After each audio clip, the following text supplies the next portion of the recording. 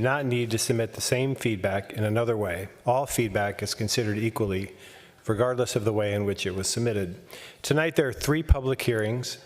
If you'd like to speak during community comment or during a public hearing, please note that the process has changed. All public commenters should state their name when beginning their remarks, but we no longer require commenters to state their address. Instead, please fill out a speaker registration card with your address and hand it to Senior Communications Coordinator Lauren Siebenaller before speaking. I'd like to call the meeting to order and ask for a roll call, please.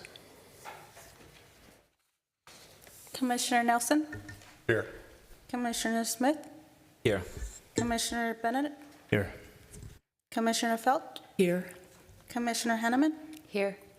Commissioner Brennan? Here. Chair Alkire? Here.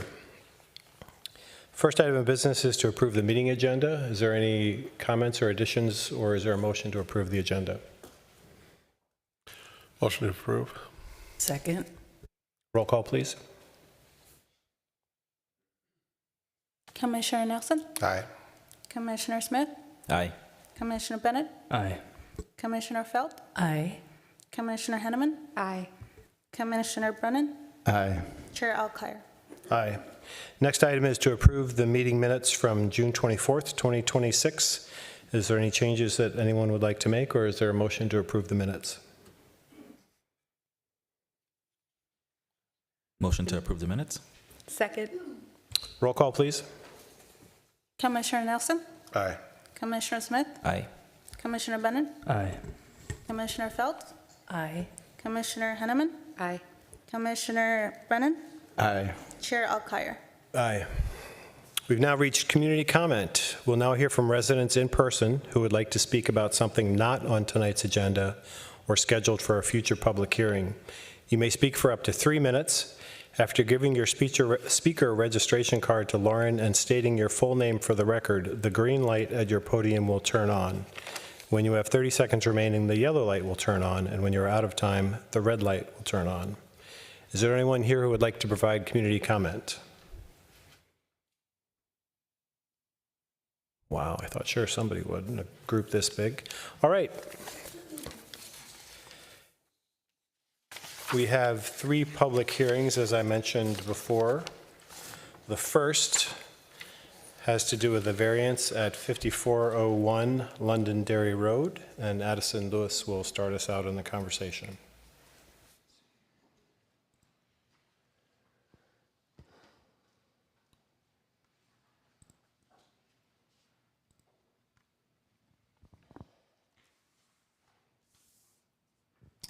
All right, good evening, Chair and Commissioners. This is a variance request at 5401 Londonderry Road for a 10.6-foot variance to allow a 64.4-foot setback from the front lot line for an expansion of the second floor where a 75-foot setback is required. The property is located in northwest Edina in the Parkwood Knolls neighborhood. Here's some images showing the existing 2-story house as it is today. The existing home was constructed in 1962. The applicants are proposing a remodel to the house that includes a couple of small additions off of the back of the house, as well as an expansion to the second floor. So here's some of the elevation drawings. You can see the existing front elevation here and how it's changing. You can see this second floor here. So the existing second floor is actually set back about 4 feet from the lower level. With the remodel, they'll be bringing that second floor forward about 4 feet, which is what's triggering the variance. So you'll see here it's going to be flush with that lower level, be directly over that floor. Here's kind of another look at that. So you can see the floor plan for the existing second floor. The variance is being triggered by the expansion just within this space here. It's just coming forward about 4 feet to be directly over the main level. So here's the proposed survey, shows the house at 64.4 feet setback. Again, that's where the lower level already is today. That 75-foot setback, that comes from the established front yard setback requirement based on the established front yard setback on the block. So in this case, It's taking into account the existing setback of two other homes, 5405 Londonderry Road and 5409 Londonderry Road. The average of those two, 5405 is at 90 feet, 5409 is at 60 feet. That's how we get to an average of 75 feet required for the subject property. And as I mentioned too, there's a couple of just additions off of the rear here that comply with all setback requirements and lot coverage requirements. So here's the criteria that we use for reviewing variance requests. All of this analysis is provided in the staff report. In general, staff find that the criteria is met in all cases. I won't read through all of it, but just to kind of summarize, again, that established front yard setback requirement is based on the front yard setback at 5405 and 5409 Londonderry. At the time 5401 Londonderry was constructed, it complied with the setback requirement. The original house at 5405 was built at a setback of 60 feet. In 1994, that house was torn down and pushed back an additional 30 feet, which changed the front yard setback requirement of 5401.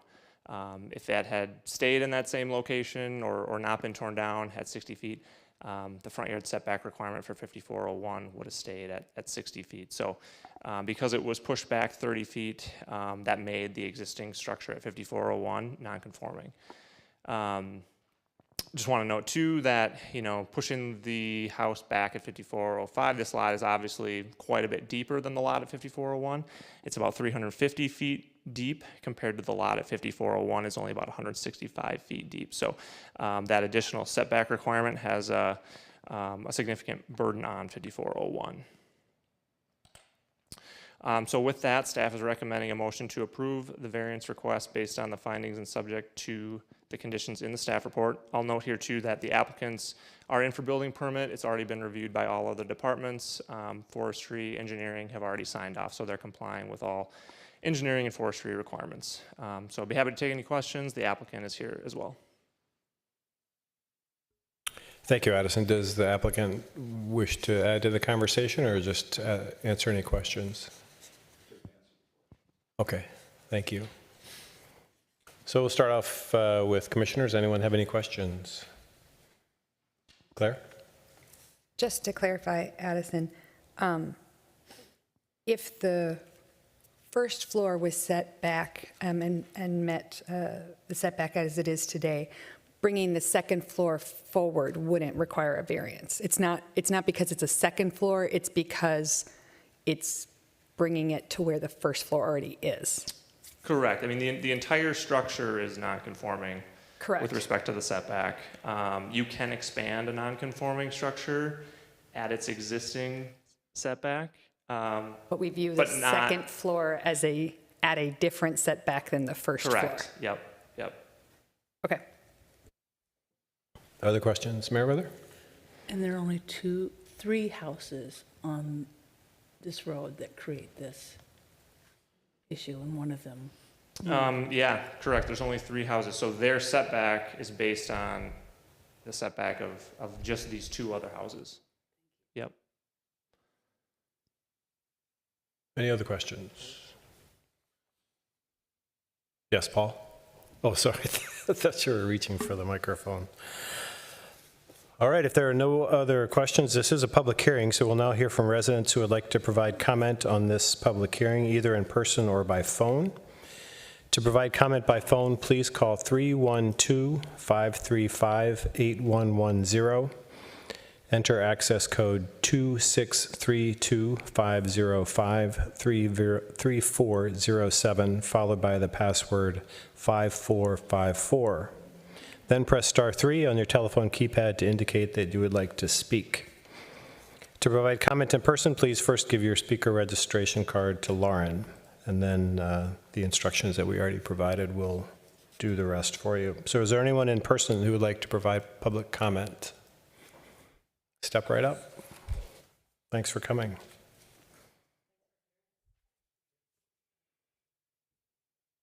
So we live at 5405 Londonderry Road, which is directly next to 5401.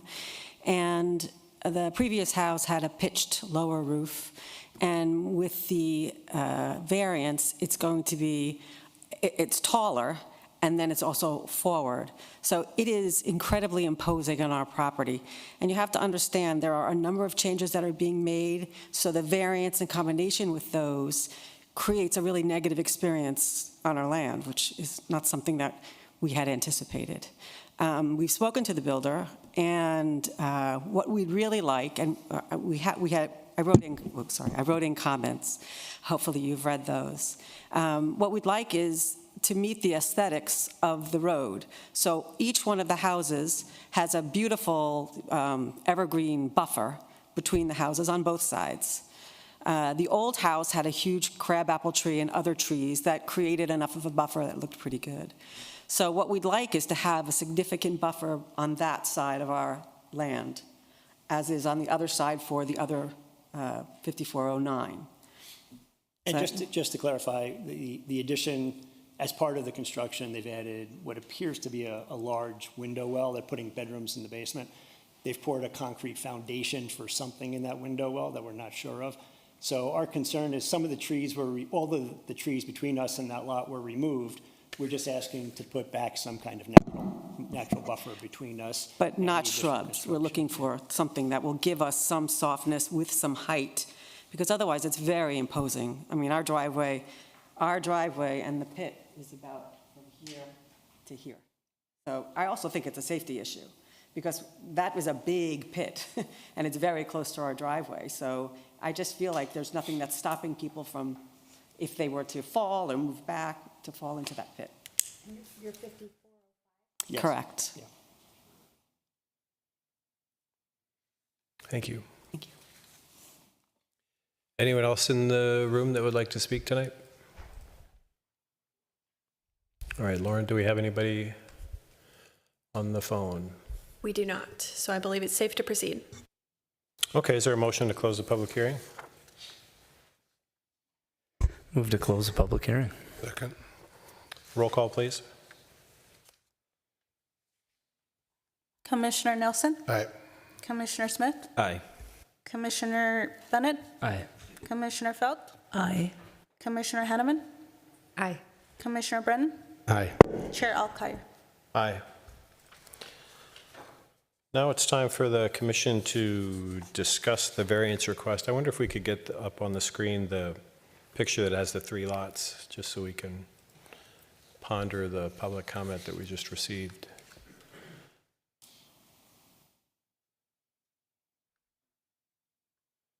Okay, does anybody like to start us out?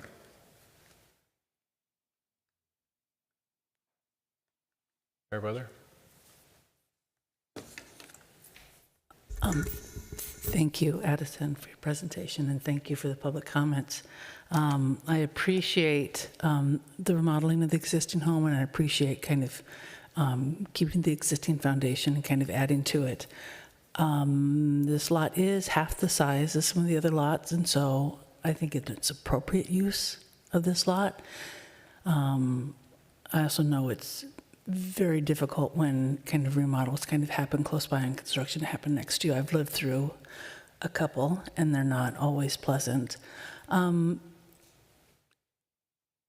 I do think that this was created, they were previously within their, they were previously conforming, and so I think this was due to circumstances kind of beyond their control. So I certainly agree with staff on this one, and thinking it's an appropriate ask for a variance for this. Thank you, Mayor Ruther. Any other comments? Yeah, I was just going to comment that thank you. Thanks for the presentation, and also appreciate the comment. With the wide variance between the two, the 3 properties actually, the 90 feet and the 50 feet foot setback, it causes these 3 to be, just non-similar altogether. But again, my feeling is that at 5401, with the building really not moving forward, it's just adding a second story. Obviously more windows, more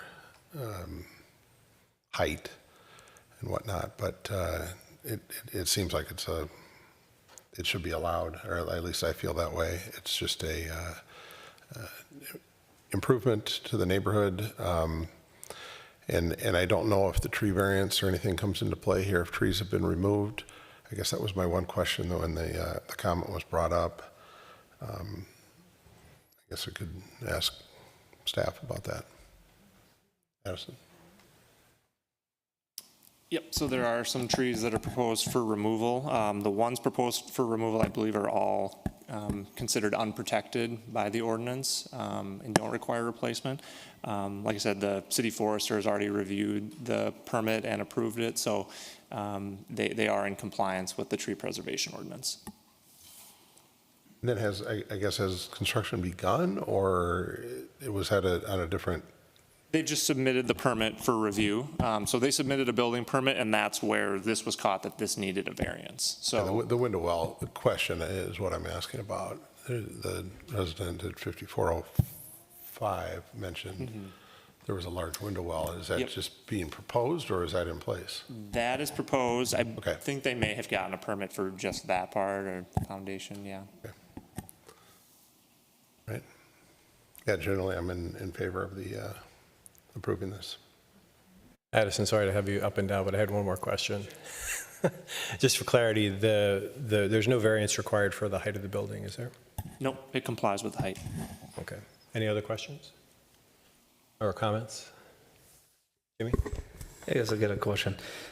In response to the testimony, looking at the plans, it does look like there's at least 10 feet between the edge of the window well and the property line when all is said and done.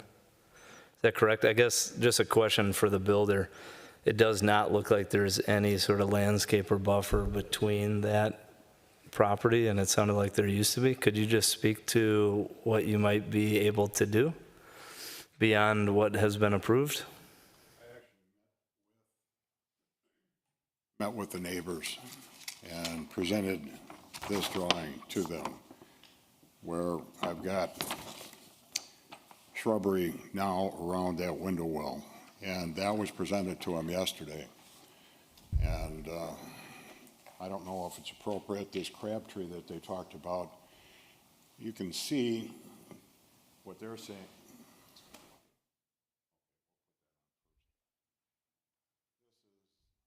This is the proposed landscape plan for that. This is the window we're talking about over here. Here's your mic. And so you can see that it's, You can use we that. have, oh, excuse me.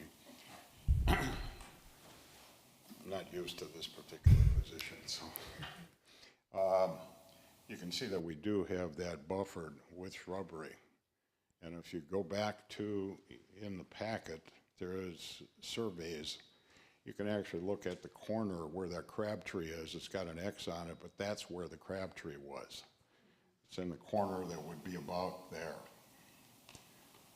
You'll have to point a picture on the podium for people to see what you're pointing at. I'm hardly hearing besides you, so.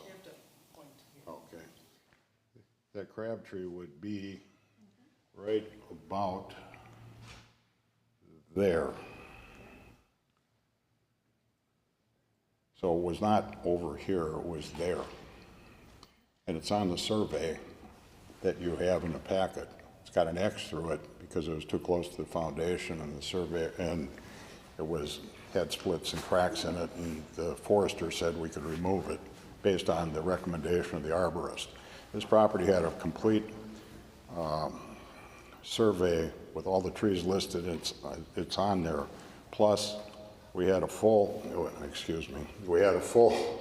arborist report on all those trees, and had those all documented, and that was all turned in, and it was not an inconsequential situation because there's 40 trees on this property, and they all have to be on here, inventoried and that, and they are, and we have the permit for it, that everything that has been done here is correct.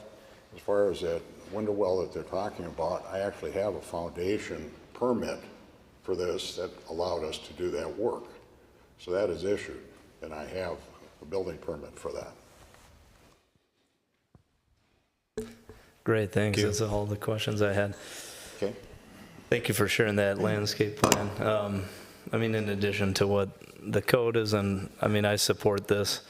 And then beyond that, you know, always encourage builders and residents to be good neighbors beyond what the code suggests. So if someone finds out shrubs are not enough, I mean, then the neighboring property owner has the right to, you know, plant stuff along the property line themselves. There's other things that can be done, but I'd encourage the people doing the building to have those conversations and accommodate how they can. But in general, I do support this. Looks like everything's meeting the standards, and that landscape plan is nice, but I do see that there could be a better buffer, but that can be done by either party later. Thank you. Any other comments? Is there a motion?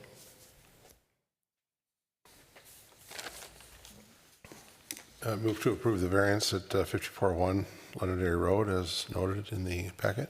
Second. Roll call, please. Commissioner Nelson, Aye. Commissioner Smith, Aye. Commissioner Bennett, Aye. Commissioner Felt, Aye. Commissioner Henneman, Aye. Commissioner Brennan, Aye. Chair Alkire. Aye. So the motion carries, and the variance is recommended to be is approved. Thank you for coming and participating tonight. Next item of business is a variance request for 6520 Gleason Court. And Chris Ocker will introduce this for us.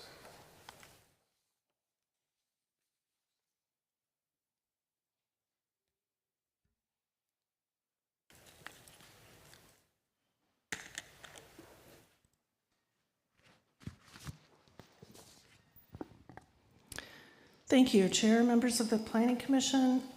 Excuse me. The property owners are at 6520 Gleason Road. They're requesting a 3.8-foot variance to allow a 21.2-foot setback from the rear lot line, where the required rear setback is 25 feet. The variance is to allow the construction of 14-foot master bedroom addition to the back of their one-story Rambler. So this is the existing property here.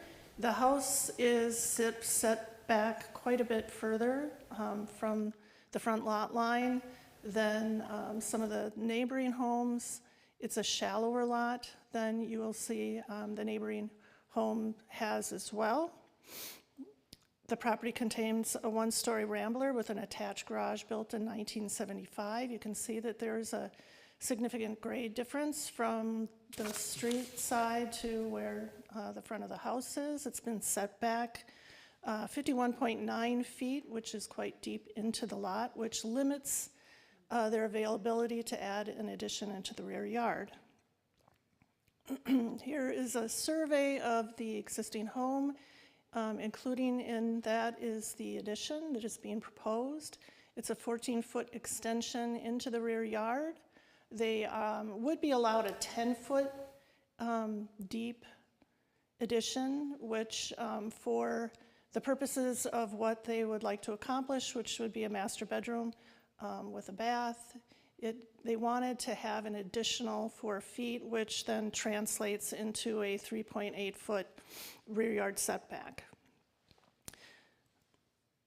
So here are the floor plans. You have the lower level extension, and then the main floor bedroom and bathroom, and the elevations into the rear. The house was constructed deep in the lot at a higher elevation than the street and closer to the rear lot line, reducing the rear yard expansion opportunity, which is typically where most expansion opportunity is available on residential property.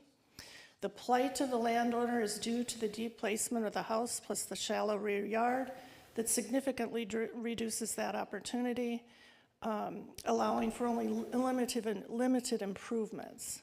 Staff does recommend approval of the requested variance. Approval is based on the findings included in your staff report, that the request is in harmony with the general and purpose and intent of the ordinance. The primary purpose and intent is to maintain adequate distance from neighboring properties.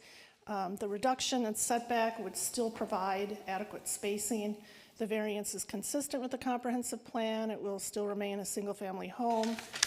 The property owner proposes to use the property in a reasonable manner not permitted by the zoning ordinance, given the applicant is proposing to maintain the living space on one level with a minimally encroached setback into their shallow rear yard, resulted from a deep front yard setback and having that house further back into the lot. The plight of the landowner is due to circumstances unique to the property, not created by the landowner, and the variance will not alter the essential character of the locality. The applicant is offering an addition behind the home with proposed minimal space added to provide adequate bedroom area, and the addition is not visible from the street and will not alter the street view. Approval is subject to the following conditions: that the plans submitted at the time of building permit shall be consistent with the plans and survey dates stamped April 8th, 2028, and compliance with engineering and the tree permit review. There were no Better Together Edina comments received. We have attending Tom Gardner, the homeowner, Aaron Virtue from Fox Homes, project developer and coordinator, and Nick Schumann, who's also with Fox Homes. And with that, I will stop and answer any questions you may have. Does the applicant want to present or just be available for questions? We appreciate the opportunity to present, but we're here for questions. Well, now, if you would like to present something, now would be a good time for it. I don't think we have anything to present. Got it. All right, thank you. So we'll start with questions for staff or for the applicant. Anyone have anything? Claire. Chris, the front yard setback here, they're not adjusting it, but what would the minimum required to be based on the adjoining property owners? Well, there's more than just the adjoining that I was showing on the aerial. So it would be closer. It would probably be within the range of more 40 feet, but they don't have the opportunity to adjust that.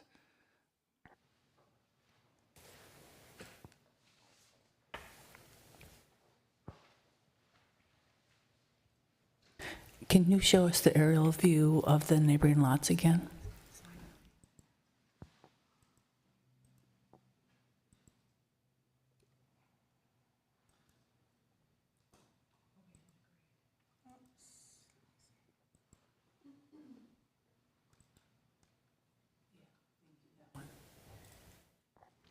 So the street does curve, and it does get closer at some points.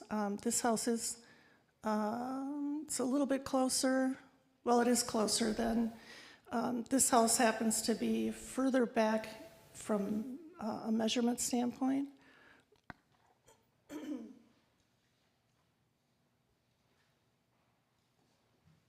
Chris, it looks like 6500 has a deeper, I'm trying to look at the property lines of not just the adjacent neighbors, but the ones behind as well.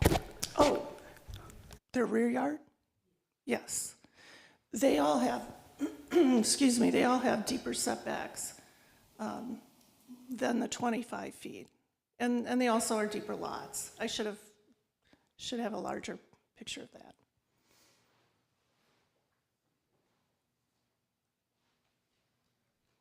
Other questions? Quincy? So just curious, if you just shift back to the image with the drawing. Yep. So really what's triggering this variance request is it the bedroom on the back side of the home that's 4 feet beyond where it should be? Correct, 3.8 feet. Gotcha. And so what's the current length of that? I want to get a sense of the square footage difference, if, you know, what it is here now, and then if you take off the 4 feet, what would the new square footage be? I'm just curious about that. The total square footage? Of the bedroom, the extension.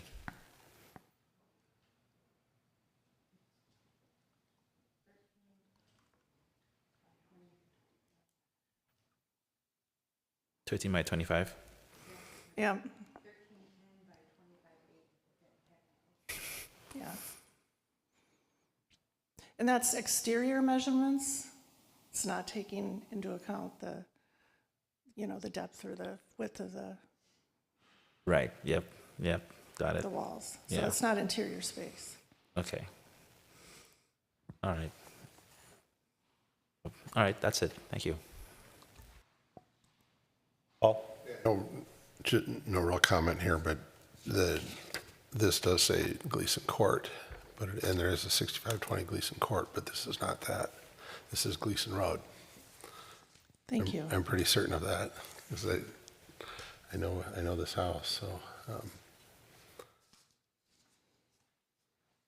But I guess I feel it's the lot in the back is quite wooded and quite large. There's a pool back there as well, but there's plenty of room back beyond that. It doesn't seem like there's much of a effect on the neighbors, and having heard no other comments, I feel appropriate in approving this too. Okay. Is there any other questions before we? Okay, so we have a public hearing, so we'll see if there's anybody in the room who wants to comment in a second, but first I'll just quickly read the instructions for telephone.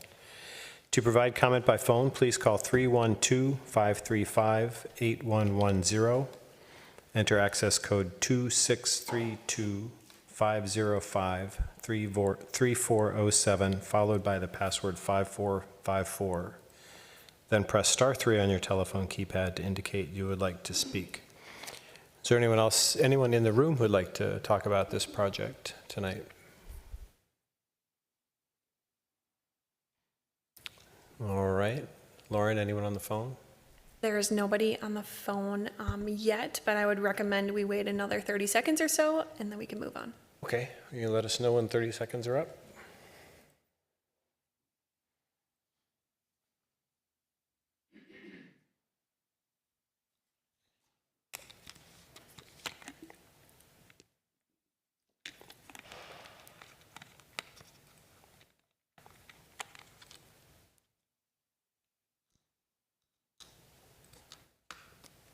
It has been 30 seconds, and nobody has joined the call, so I believe it's safe to proceed. All right. Thanks, Lauren. Is there a motion to close the public hearing? Motion to close. Second. Roll call, please. Commissioner Nelson? Aye. Commissioner Smith? Aye. Commissioner Felt? Aye. Commissioner Bennett? Aye. Commissioner Henneman? Commissioner Brennan?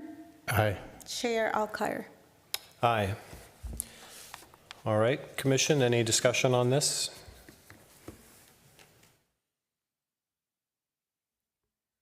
So Claire?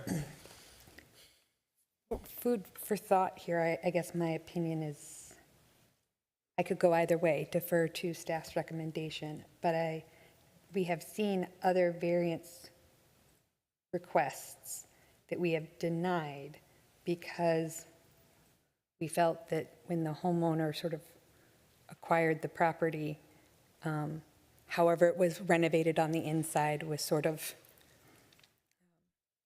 that's what they purchased, that's what they inherited, so that just by virtue of wanting to do something different, that didn't automatically grant a variance. I'm thinking of the family that had a very small driveway or a garage, and somebody had put a bathroom sort of behind the garage, which meant they couldn't go backwards.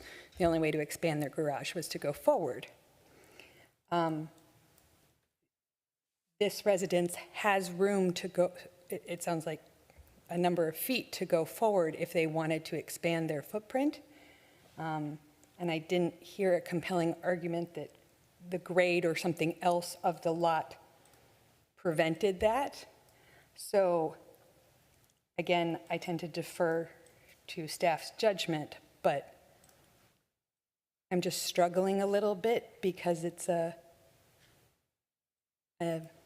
nice to have for the extra 3.8 feet, not a need to have, and not a need to have that sort of constrained in all other directions that they couldn't do something differently. So just feeling like maybe as a commission we should think about that and our consistency in handling these variances. Thank you. Other comments? Mayor Butler? I'm happy to go and continue the conversation with Claire. I've driven the street a lot, and I've driven it when my daughter was going to high school, at the high school. And it is a very uniform front street experience. You know, I don't necessarily think that kind of adding on to the front would harm this house in any way. But I do appreciate their wanting to be in the back or the quieter side of the house. You know, and once again, it feels like to me they could either put it on the back or the quieter side of the house. It was bathroom to bathroom in here on the plans, and you know, not necessarily putting the bathroom all the way on the front of the house. And so there are some economies of kind of plumbing stacks and stuff like that. So I appreciate their situation, and you know, and once again, kind of appreciate their wanting to invest in their existing home. So I think, like you know, on the fence, this side or that side, I'm probably just on the other side. Thank you. Other comments? Paul? I was just going to comment that it is, there's a significant hill in the front. I mean, it does slope down quite a bit, large tree, other factors that may have prevented them from going to the front. But again, I'm just going to bring that up as I know that street, and I know that that situation exists there.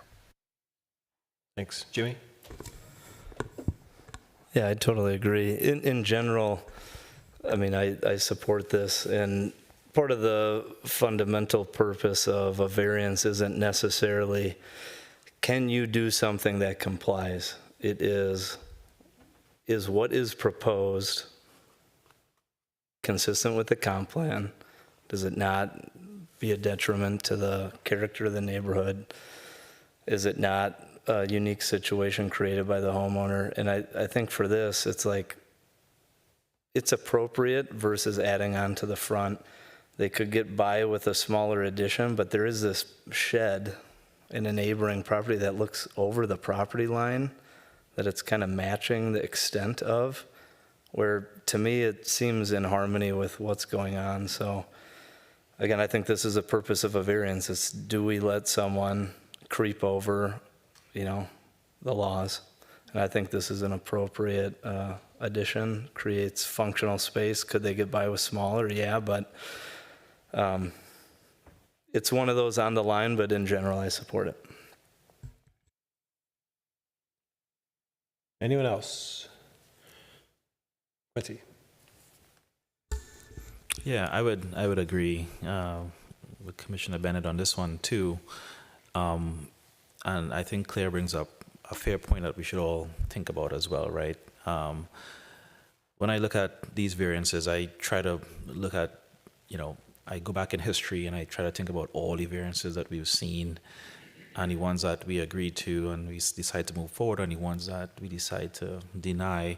And sometimes it's really split, right? It's on the commission. If it's a full commission, it's usually 5-4 or something like that. And this one could either way. I'm leaning more fully approve on this one, just because it's not really encroaching in front of the home. It's on the back. Yes, it's 4 feet extra. I think I was trying to do the math, like 52 square feet extra on a bedroom, you know, is what they're asking for.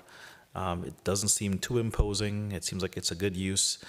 And yeah, you know, could the homeowner push this in the front of the home? Potentially, but then there's going to be, I would guess, significant cost difference, right? And we try to factor in, you know, all the economics as well, right? We want to make Edina a place where residents could live in place. They're not building a second story. They're not tearing down the home. They just want to make it more livable and more comfortable to live in, right? And we try to promote that where we can. Folks to stay, folks to continue in the community. And so that's what I think about, you know. Obviously, we look at all the rules. and we have a little bit of a discretion. If this was much bigger, pushing really deep into the backyard, then I'll have some concern that, yes, you could get by with something smaller. But that doesn't seem to be too imposing from what I could see. So overall, I would say this is an approval from me. But yeah, we always have to think about the totality of what we decide and try to be fair as possible. Thanks, Quincy. I'll just add a couple of brief comments. I really appreciate Claire's point, and I think to the extent that we can be truly consistent, I think that's good for the community, because we don't want people to come in here and be surprised, at least to the extent that that's possible. I think there's a lot of variance requests that are similar, but so often everyone is different. And yes, and so it's hard to be really consistent in a world where everything is consistently different. For me, what's persuasive about this is that the house was built where the house was built, and if you're committed to an addition on the back in this situation, well, you could tear the house down and rebuild it a little bit closer to the front and do what you want to do. We're not recommending that, and I don't think we'd feel good about recommending that. So the house was built where the house was built, and also the addition is proposed for the back of the house where literally no one's going to see it. So I just don't see any impact to be concerned about, although I think the coaching on consistency is really useful for us as a team. So if there are no other comments, we'll entertain a motion if there is one. I motion to approve this variance request per the conditions highlighted in the staff report. Second. Roll call, please. Commissioner Nelson, Aye. Commissioner Smith, Aye. Commissioner Bennett, Aye.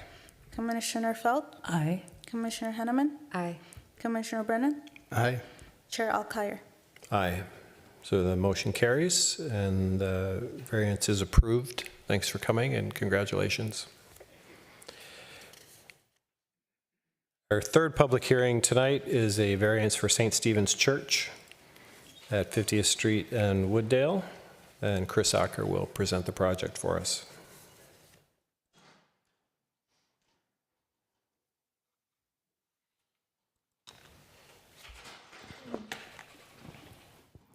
Thank you, Chair, members of the Planning Commission. The applicant is requesting a 19.8-foot west setback variance and a 19-foot setback variance from the ordinary high water elevation of Minnehaha Creek with the required setback of 50 feet from the creek. The property is St. Stephen's Church, which is located at 4439 50th Street. I think most people are familiar with it. The variance request is for accessibility and safety betterments to St. Stephen's Church. This is a recent survey of the property. The area that's highlighted is the area that is the actual buildable area of the lot. So the site itself is non-conforming in terms of how much property we would allow for a church, and the building itself is very non-conforming in terms of setback and coverage, and it also is within the FEMA floodplain. So there's a lot of challenges that this property faces. In addition to that, the original church was built, I guess I'm not exactly sure, there is some indication, a date around 1938. There were some additions in the 1960s and the 1950s. All of the church, the original portion of the church, as well as the additions, predate our current code. They also predate the floodplain study that was done in 1979. So yes, it's very non-conforming. The church has been looking at doing some improvements that would address the floodplain ordinance, as well as trying to update some of the building areas for accessibility purposes. The conundrum that they're in is that the FEMA floodplain ordinance does not allow them to add any additional square footage of buildable area. So they've They will be removing portions of existing building and then recombining them in an area where they can actually accomplish some of the goals that they need. But it's, here's the modification areas that are illustrated. So you have the building areas in lighter blue. The darker blue areas are existing portions of the building that will be removed, the building footprint, and then the pinkish area is where they would be adding or reconfiguring that area in order to comply with the FEMA floodplain rules of no additional building area. So the areas to be relocated and modified to accomplish the proposed improvements include the existing structure here will be modified. The existing room that's adjacent to, that is by the creek will be removed, and that area will be relocated to be used for the accessibility additions. This door will be taken out because currently it is subject to flooding, so they will be addressing that issue as well. So the proposed area of accessibility improvements include some exterior improvements because there are non-accessible areas in the front along Wooddale, in the front main entrance, and then also here in the southern part near the chapel. So inaccessible areas are the narthex entry. The parish house lower level is accessed by stairs only. There's an inaccessible entry path that has a very steep slope at 1 to 6 in the area that is located on the west side.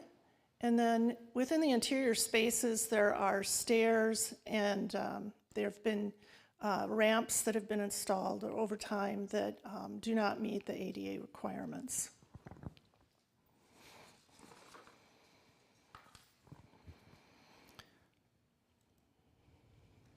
So this is the area of relocation where they're proposing to consolidate all of the building area in order to accomplish their goals.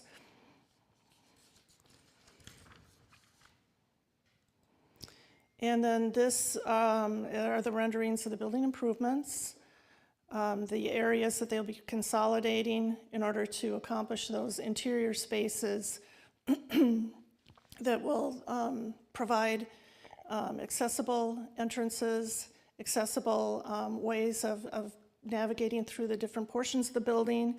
They will be adding and updating bathrooms and making them accessible, as well as having an adult changing table. They will not be proposing any new program areas. The modification rearranges existing program areas and provides improved access and circulation, including a larger and safer elevator and in a more central location, and provides improved and code compliant restrooms. Staff recommends approval of the requested variances, and granted, the 2 variances are just setback variances, one for the west side that is actually for the gathering space here in front of that main door. The main door that they'll be adding is actually inset further back, and then from the back corner of the property, which will be actually further inset from an existing non-conforming setback that's currently there. So staff recommends motion to approve the 19.8-foot east setback and 19-foot ordinary high water elevation setback variance request based on the findings and subject to the conditions in the staff report. With that, we did receive 3 comments through Better Together Edina, all supportive comments. And there are a number of people here from the church that may be willing to speak. And with that, I will stop and answer any questions you may have. Thanks, Chris. Is there anyone from the church who'd like to share some thoughts or just be available for questions, whatever you prefer.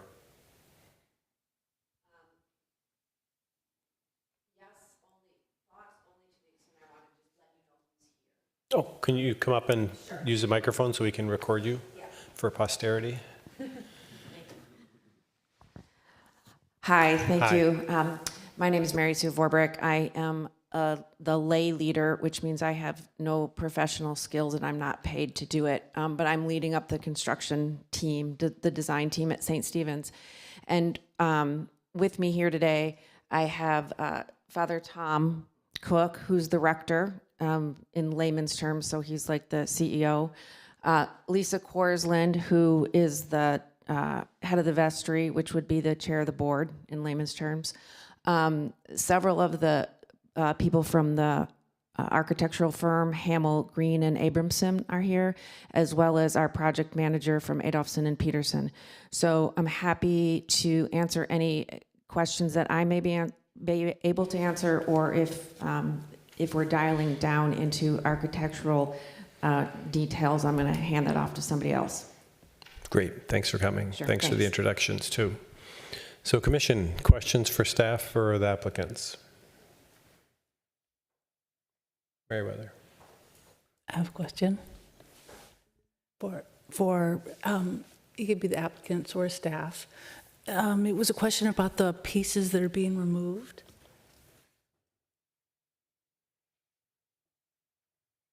And maybe Chris can go back to the exterior images of the areas that were being removed. I just want to say thank you for being here. Oh, thank you for taking this on.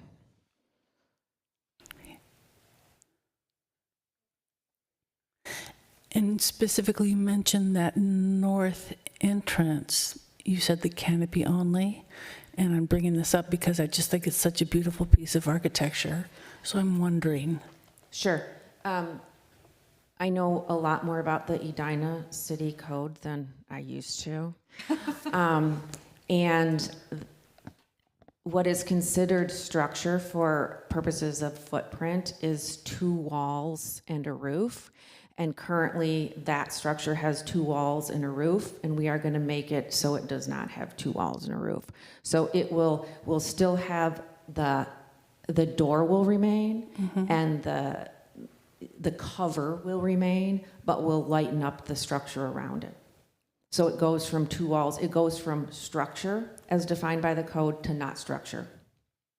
So the roof comes off and the timbering comes off. And for me, No, the roof stays. Oh, the roof stays. The timbering comes off? The walls. On the north, when you're looking at this picture, the left wall is actually solid, as is the wall going into the church. And the left wall will be made, transparent's not the right word, but it will no longer be solid. And I think that the wall on the right may be lightened up as well. But the entranceway will stay, but it will no longer be a code structure. Okay, so the existing entrance structure to be modified to canopy only. Wind will be able to go through it. Yes. If there's a big rain, it'll get a little wet. Yes. But that timbering will still stay there. Yes. Okay, the timbering is very important, I think, to the...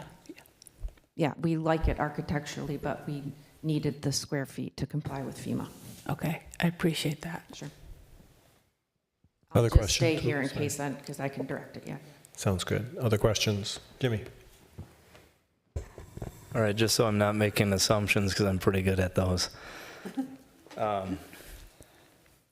We don't always have such a tangible other stakeholder in some of these decisions, as evidenced with the Minnehaha Creek and the watershed district.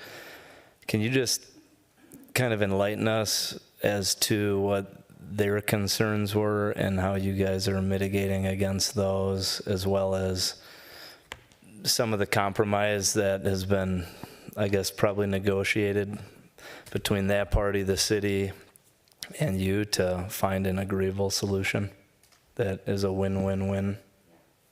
Sure, I'm happy to talk to that. Actually, we didn't have to compromise, we had to comply. So The city, Jessica Wilson, is in charge, and Chris and Carrie can speak to this, of making sure that we comply with FEMA so that Edina stays eligible for flood insurance. And so we had to comply. We couldn't compromise. And so the FEMA, according to the FEMA regulations, that's why we have the 0 foot. We cannot increase the footprint, but we can move it. And in this case, we're bettering the creek health by taking structure out of the floodplain. We're taking structure away from the creek side and putting it on the other side of the building, if you will. And so that if you have runoff issues and you want Mother Nature to filter the water like the land is supposed to do before it gets to the creek, there's more of that between the church and the creek now. Well, there'll be more after the project than there is currently. Does that help? Yep, it matches my assumption. And I mean, in addition to what the city's setbacks are for historical purposes, to me, that's the most important thing to illustrate as being done here, as well as meet the goals of the applicant. But yeah, the watershed district was involved in some of our early meetings as well. Thank you. Other questions? Quincy. Yeah, thank you for the presentation. I'm just curious, you're making a modification to a structure that's pretty old. And in this part of the city, I think it's the Country Club neighborhood, there's usually a lot of aesthetic rules and guidelines for the homes in this region. Just share any feedback or insight you got from maybe the Edina Historical Society or any preservation society on making modifications to the church. Sure. Actually, several years ago, the church worked with the Edina Historical Society to assess whether or not the property would be something that could be registered on the historical register, either locally or nationally, and the answer came back no. So it isn't architecturally or historically significant enough to do that. Now, having said that, it's beautiful, and it's a big piece of Edina's, founding and structure. It's been there since 1938. And so aesthetically, there are 3 main buildings. 1938 is the main church, and then the mid-1950s is the parish house, which is now the office, and then in the 60s is the chapel, which is in this picture on the far right-hand side. And what connects them, so those are beautiful and to us architecturally significant, even if they don't, meet standards for architectural protection. And we will keep that. The stone buildings will stay in place. What we're gonna get rid of is this building in the lower left-hand corner that you see, which kind of looks like a trailer that was tacked on the back. Yeah, it was actually where the vestry used to meet, and we thought maybe the bishop didn't like the vestry. So that's getting removed. And some of the connective work that you see in the upper right-hand corner, that stone walkway is currently what we use as our handicap accessible route to the chapel, but it's all outside. And so that's coming off, and the building behind it, which kind of has some 1960s leaky windows with exterior air conditioning units, that will be replaced by the newer glass section. So we're trying to maintain the 3 old historic, but we will maintain exactly the 3 old historical structures, and it's the connective tissue that's going to be reconstituted. Just a follow-up question. Thank you for that. I really appreciate the explanation. So just to be clear, the wall with the quote-unquote leaky windows, is that wall going to be torn down? No, actually Okay. what's going to happen is it's going to become an internal wall. Gotcha. Okay. So the ugly 60s windows and air conditionings will go away, but the wall will stay. The wall will stay.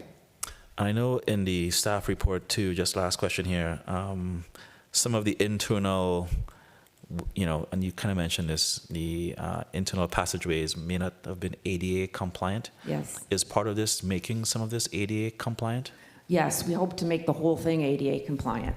And we will do that as far as our funds will take us. Thank you. Yeah. Claire? Maybe I misunderstood, and I don't know if you can go back a slide. There is, I thought, from the chapel towards Wooddale, on the southern side closest to the creek, a bridge, a stone bridge. Yeah, That one? there, and isn't to the bottom left the same as the top right? It's just different sides of the same.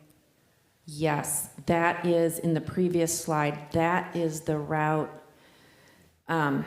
Where you have to go from the outside. if you're Exactly. handicapped. It's part of the route into the chapel wing. Right. And the only thing that bridge was added later to make the chapel wing handicap accessible, So which, that's not 1930s stone. no. Thank you. The only 1930 stone is actually on the original church, and it's Platteville limestone. I don't know if this group is familiar with Platteville limestone. It was available for a short period of time, and it's horrible building material.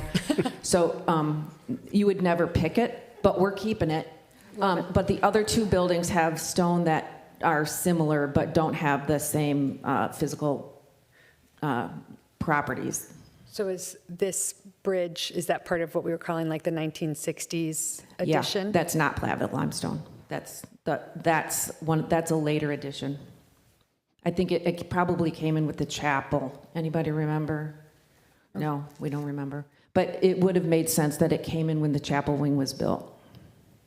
And my guess is that was part of the trade-off. Get rid of this so you have more square footage to build what you would like on the front side. Actually, we're getting rid of it. It doesn't actually count as very much square footage because a lot of the bridge just has dirt under it. And so it doesn't have two walls and a roof.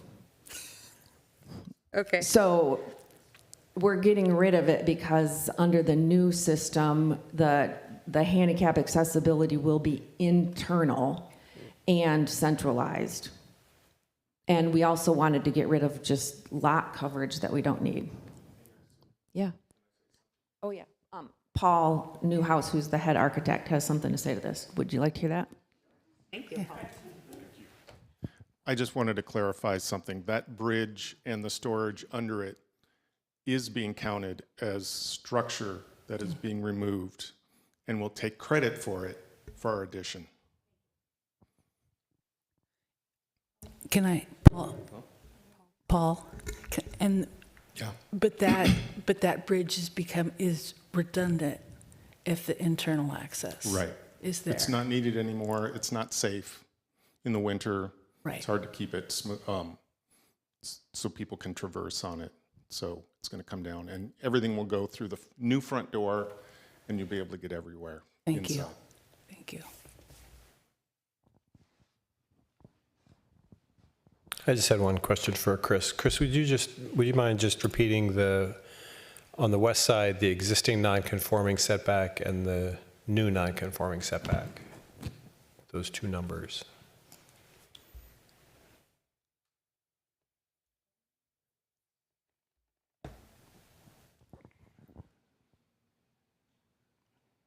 So most of the building does maintain the required setback. The new front yard setback is, I believe it's 30.9 feet. And then the other setback request is setback would be 30 feet instead of the required 50 feet from the creek. Is that what you were looking for? No, on the west side, on the current condition before the project, it's also non-conforming, isn't it? Yes, yes. You can see this is the required setback, and then closer to the street is the existing. Fortunately, I can't see it on there, but Can you move to the floor plan, the proposed floor plan, and just, So this would be the non-conforming setback here for the front of that portion of the building? and then in the pink below that, there's a little portion of that pink that is part of the non-conforming? That is going to be coming as part of the new? Mm-hmm. Yes. So the non-conforming west elevation is going to be continued with kind of an access, just a little bit of the addition. With a little bit of the addition, yes. Okay. Yes. And then there will be, actually, it's a plaza area in front of it, and that's Right. really where the setback variance request is coming from, Okay. because that is the closest point, the proposed closest point to the west lot line. The whole entry, the open plaza? Yes. Okay. Yes. Okay, thank you. If there are no other questions, we'll open it up to the public. This is a public hearing, so before we see if there's anyone in the room who'd like to speak, I'll give the instructions for telephone comment one more time. To provide comment by phone, please call 312-535-8110. Enter access code 2632-505-3407, followed by the password 5454.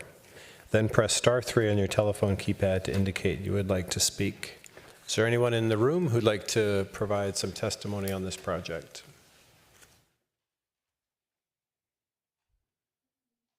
I don't see anyone. Lauren, anyone on the phone? We do not have anyone who has joined the call, but due to the delay in the broadcast, I recommend we wait 30 seconds.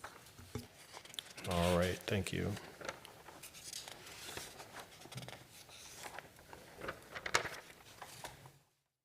What is the delay? Is it 10 seconds, or how long is the? A minute or so? A In minute case or we're so? swearing or something, they can bleep us out? I don't know if we can do that. Not tonight.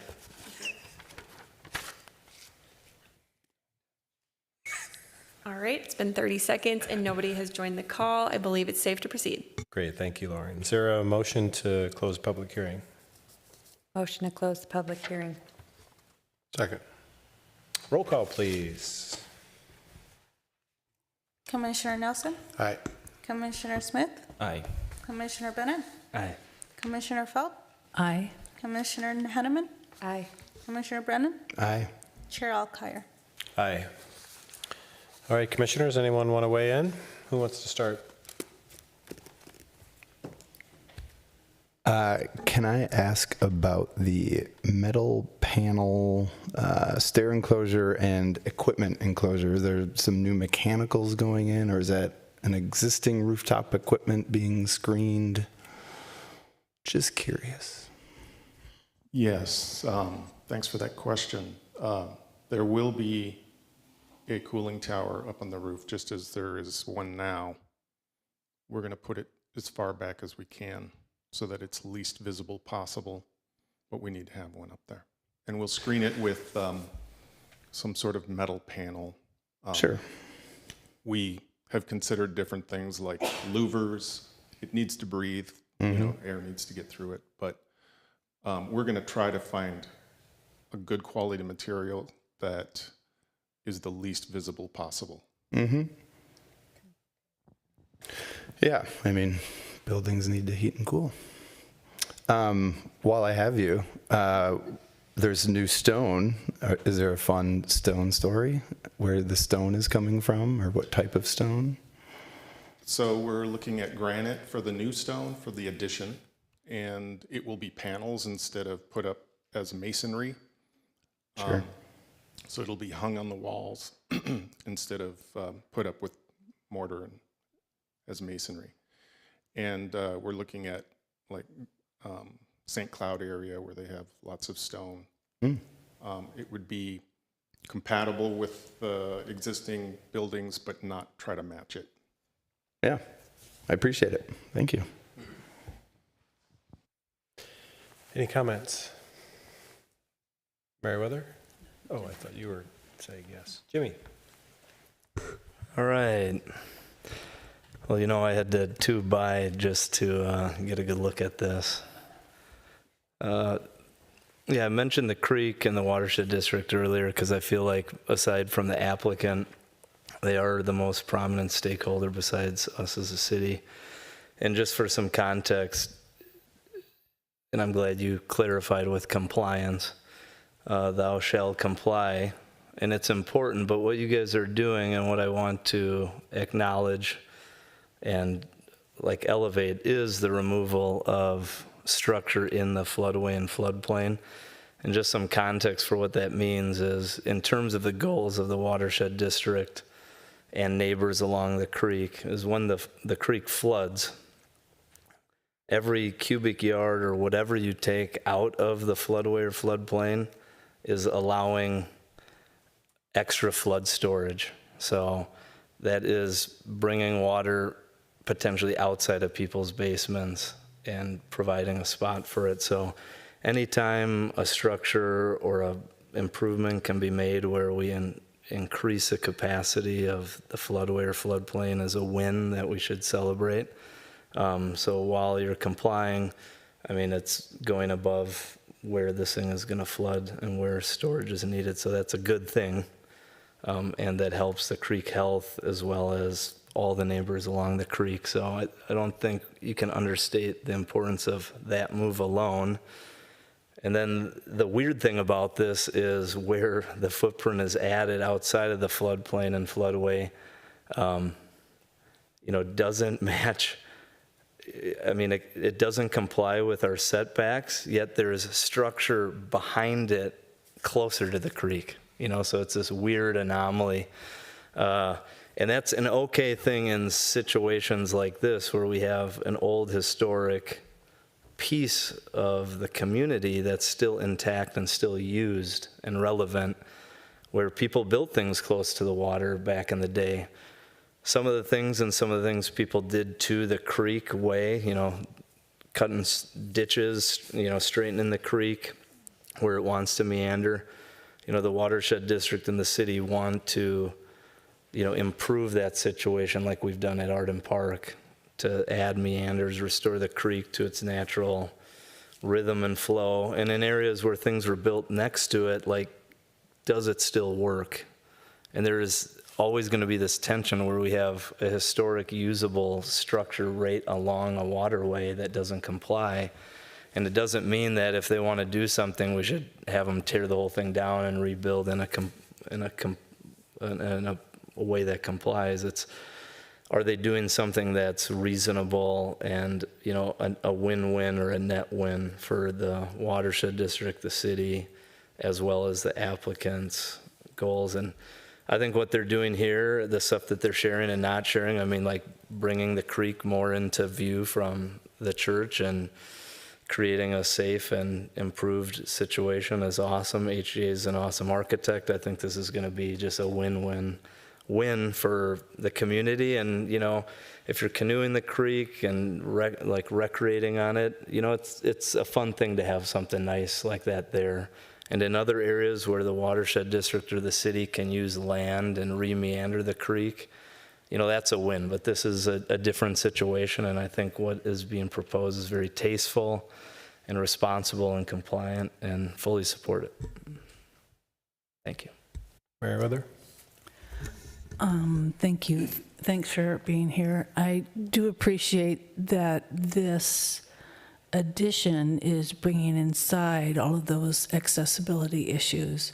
And I think it's a very kind of thoughtful addition, and I appreciate all the thought and effort that went into kind of studying the existing structure and deciding what you could or couldn't do.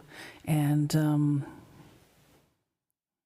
really like that the information I got about that north entry, because that is so charming. I'm glad that it's still there. And so I think this is a really thoughtful, tasteful addition, and it's a good thing for the community to kind of be together. So I appreciate the gathering and the being able to transition accessibly all together. So I'm in favor of this too. Thank you. Anyone else? Paul?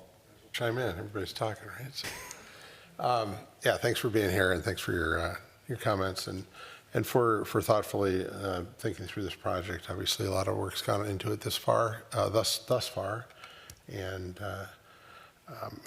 my really only comments is that the footprint is moving away from the floodplain, which is a good thing. It's a good thing for everything involved. I thought it was sort of interesting that we didn't talk about parking at all, because we talk about parking and all these things, but there is no parking. So I'm not even going to bring it up, but I just did. So yeah, thank you for the thought that you've put into it already, and it looks like a very nice addition to the property. That's it. Quincy? Sure.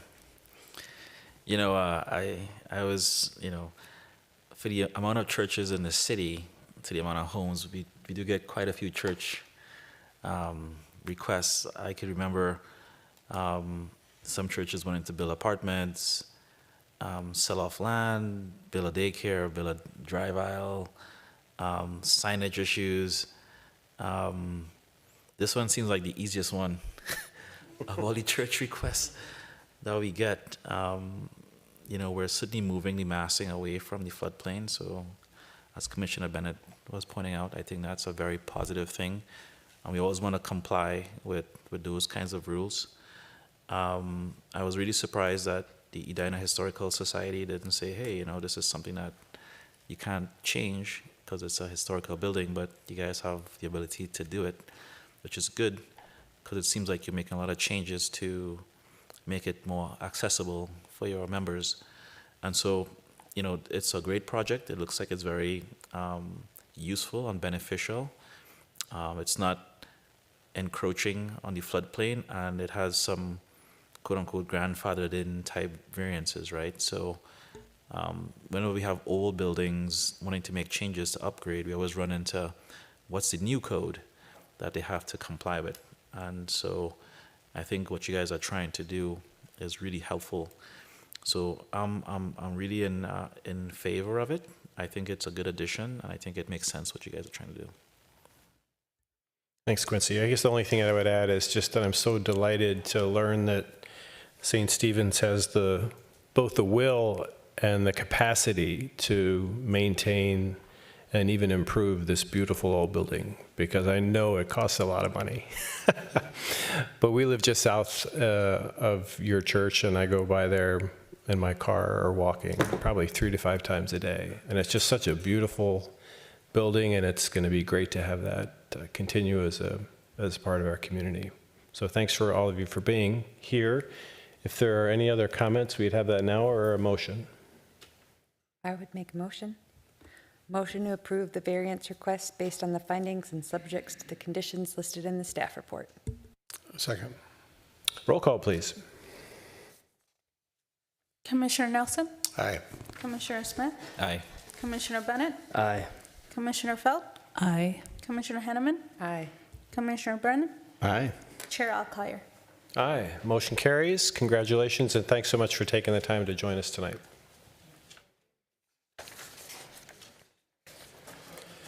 All right. We have 2 sketch plan reviews tonight.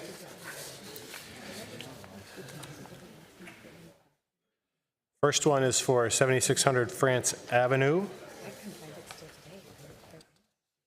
And Carrie Teague will introduce the subject for us.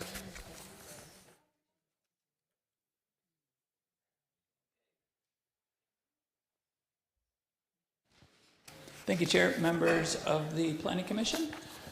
This first sketch plan is located at 7600 France. This is in the Greater Southdale District on the west side of France at the intersection of 76th and France. The slide on the screen here indicates the property is zoned Planned Office District 1 and is guided in our comprehensive plan for office and residential uses. Here's a look at the existing site. There's a 7-story office building on the site, and you can see the sea of parking around it. What the applicant would like to do is subdivide the property. They didn't draw lot lines on the sketch plan, but they would like to subdivide to create 4 lots. So each individual financial each each one of these 3 new buildings is a financial institution, so they would be on their own site. Each building would be 5,000 square feet. The existing building, of course, would remain. This next series of slides just indicates what the buildings would look like. So we're seeing, this is France Avenue right here, 76th, and the 3 new financial institutions. One thing I want to point out is they've located the drive-through aisles away from France Avenue to try to create that 50-foot buffer that we look for.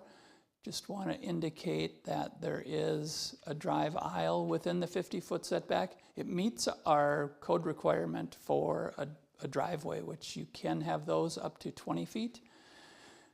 And there also is some parking stalls within that 50-foot setback. That 50-foot setback is for buildings, so drive aisles and parking stalls can encroach. So just to move through different angles of the project. When we look at our zoning ordinance compliance table here, there would be variances involved because the intent here is to sell off individual lots to different financial institutions. If this was a unified development, all held in common ownership, we would not need setbacks from those internal lot lines. Even if there were lot lines drawn here, if they were all held in common ownership, our code doesn't require those setbacks. They can, what's recognized on properties that are zoned the same and held in common ownership, only the perimeter setbacks apply and not the interior. But the intent here is to sell those off, so our code requires a 10-foot setback, a green space setback between drive aisles and the lot lines. So we would look for those islands along each of those lot lines. And if they still proposed, as we're seeing on the screen, variances would be involved. The site would be slightly short parked compared to our code overall. We would look at, again, if they're sold individually, each site would require 17 parking stalls. So there may be some variances there because each lot, it doesn't look like, would have 17 stalls on it. So there would be some cross access and parking easements on the site.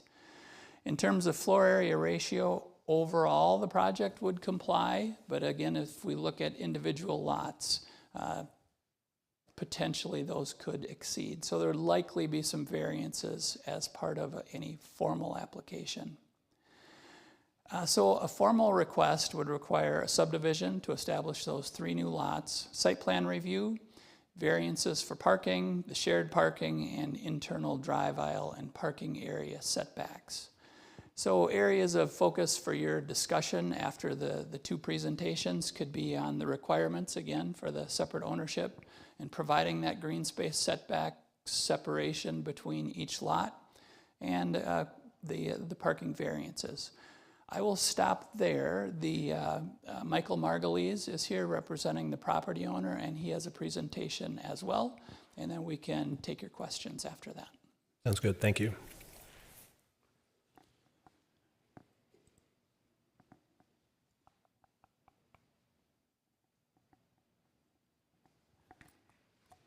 I know I opened it for you.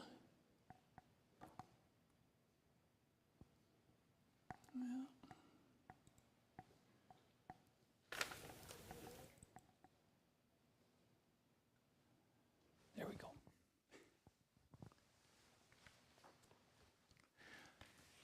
Thank you, Carrie. And Commissioners, my name is Michael Margulies. I'm with Newton Res LLC.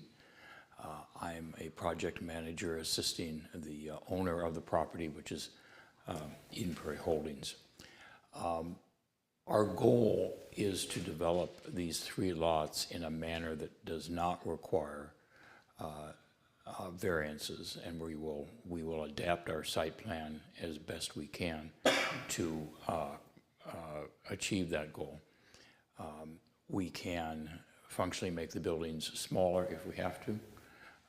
We can reduce we could reduce one of the size of the project to 2 buildings as opposed to 1. Excuse me, 2 buildings as opposed to 3, and try to respect the setback issues that are required. We envision that there will be a cross parking easement that will support the property.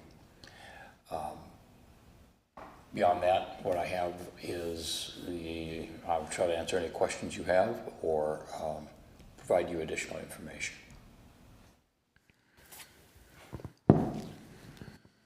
Great, thank you very much. Anyone like to start? Sure. Meriwether? I have questions for staff. So this site is 7 acres, and the Macy's site is 8 acres? I'm sorry, the which site? Macy's site. Yeah, is that's 8 about right. acres? Correct. Right, I'm studying that as well. And across the street, the Ryan project at 70. No, the 70th in France? Is it called the Fine? Yes. That site's about 5 acres? Sounds right. Okay. And this is all in the Southdale, this is part of it, it's the very southern part of that. Yep. Okay. And part of that, the comp plan expresses a desire to break down larger parcels into. Correct. Okay. And to create more of a friendly street grid. And then, so it's zone POD 1, which includes office, clinic, and select financial institutions. And in the comp plan, it's guided office residential, that was in our packet. But my understanding is drive-throughs are only allowed in a PUD process? No, they're a permitted use in this zoning district. In our current zoning? Correct. Yep. Okay, thank you. Jerry, I'm sorry, to clarify, this is or is not part included in the Southdale Comprehensive Design Guide? It is. Okay.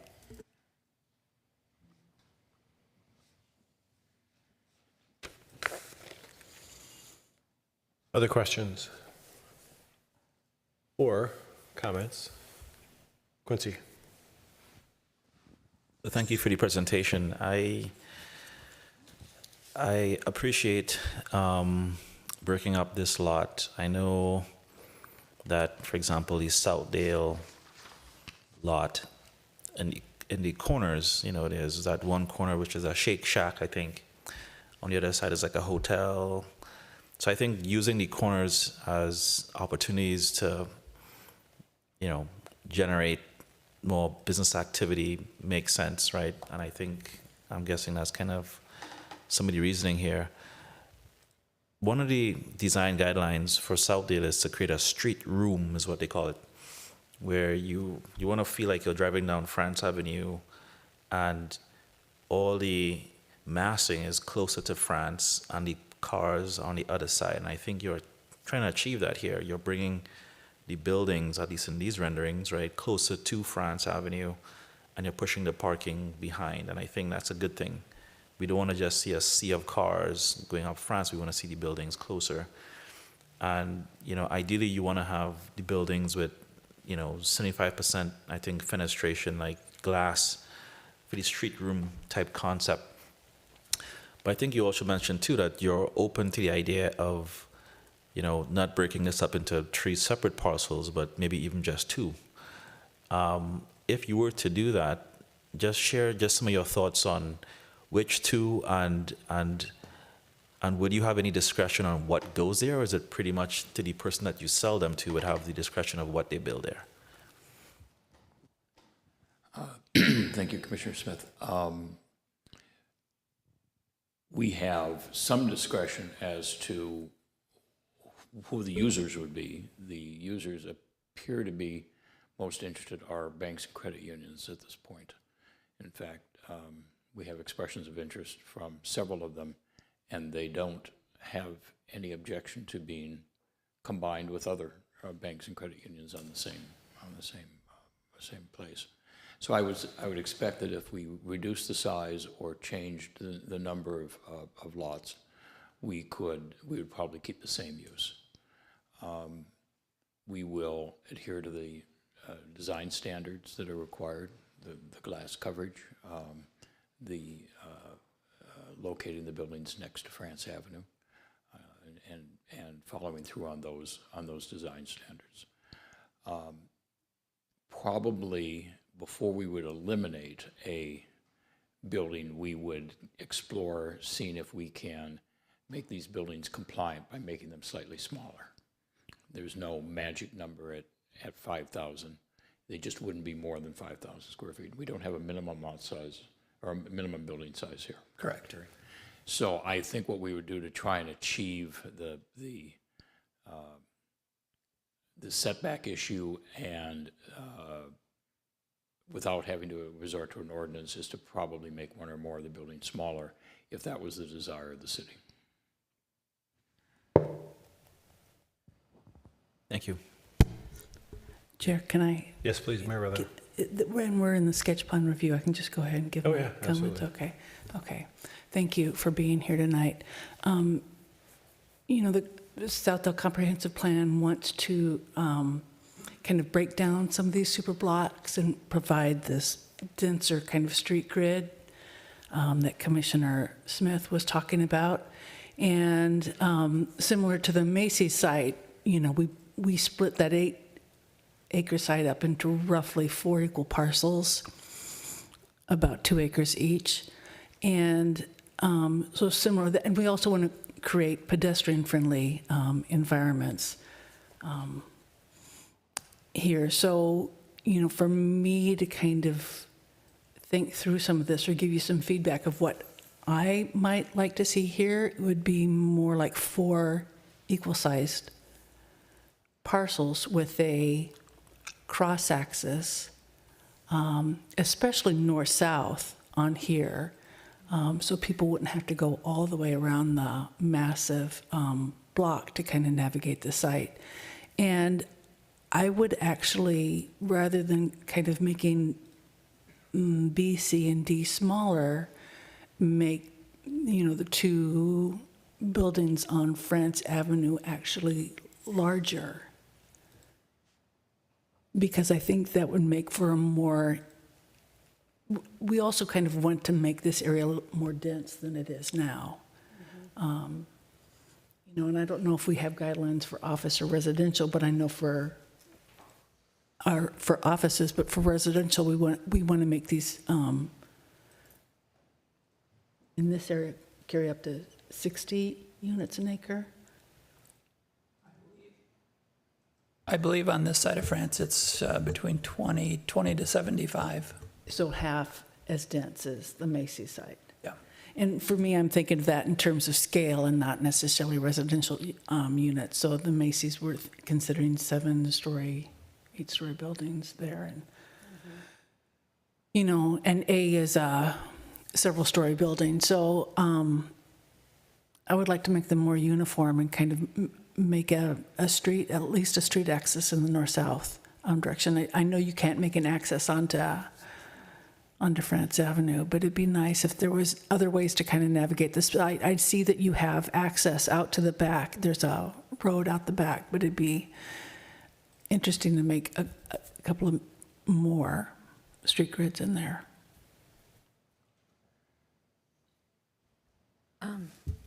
To piggyback off of what Commissioner Felt just mentioned, it's a building with a sea of parking lot, and the solution is 3 smaller buildings that are drive-throughs. To me, that continues to favor vehicular traffic sort of at the expense of public engagement and space. And yeah, I would lean more heavily towards larger densification of B, C, and D if that meant we're reducing parking and it meant a better experience for users in general, not just the cars.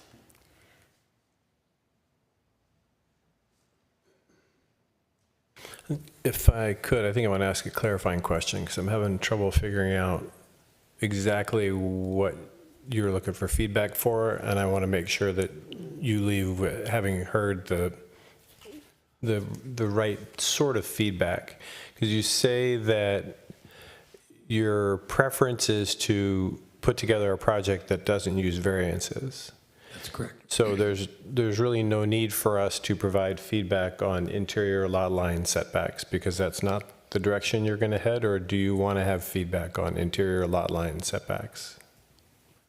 I'm interested in what your point of view is, but what I think we intend to do is to work with staff to make sure that we develop a site plan that conforms with the setbacks, which would not result in requiring a variance. Okay, so that's different from the drawing that we're looking at, right? We would adjust Okay. to that. And would you be trying to avoid parking variances also? Yes. Okay. And I think we could accomplish that through a cross easement. They are a little bit short parked. So I believe overall, unless it, reduced to 2 buildings, square footage reduction.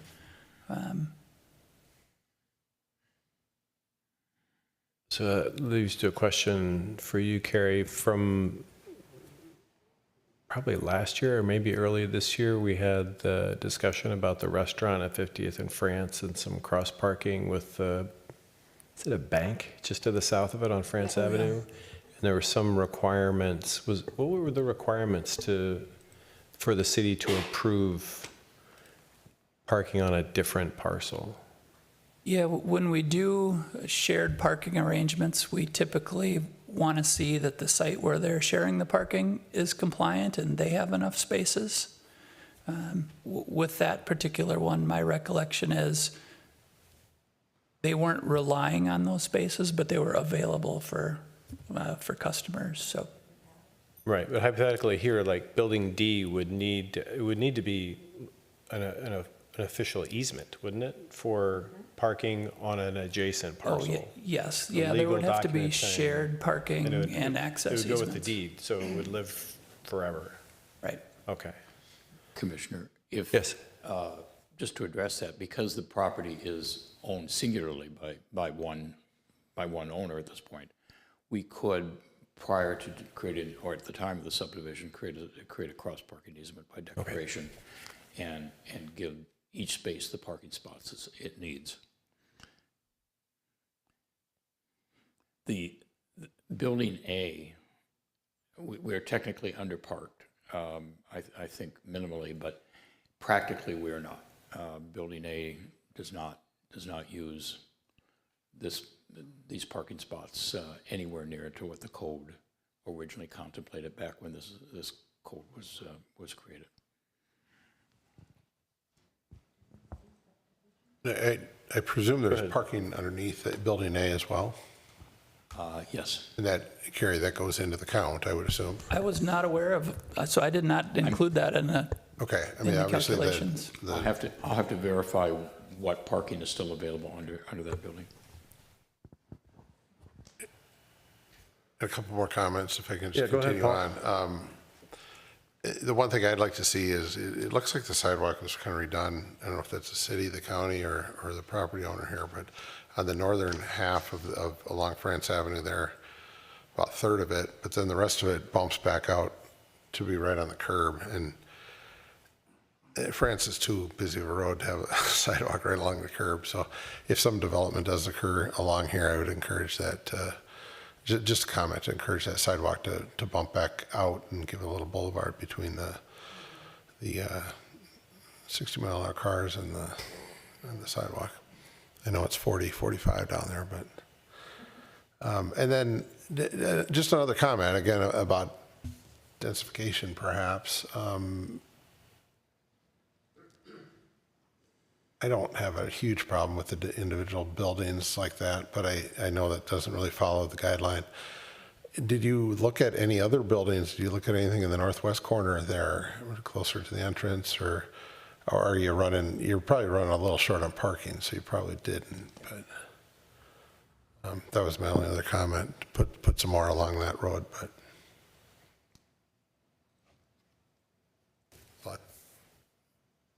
Other comments, questions? Jimmy? It's just a simple one. And maybe it was answered or addressed, but were you presented with the Greater Southdale Area Plan as well as the Design Experience Guidelines? Yes. Okay. And just from my purview and I just general comments, from what I'm seeing, like, this doesn't really match anything at all in terms of like what we're trying to drive, redevelopment and getting developers on the same page with the visions of the city and its constituents.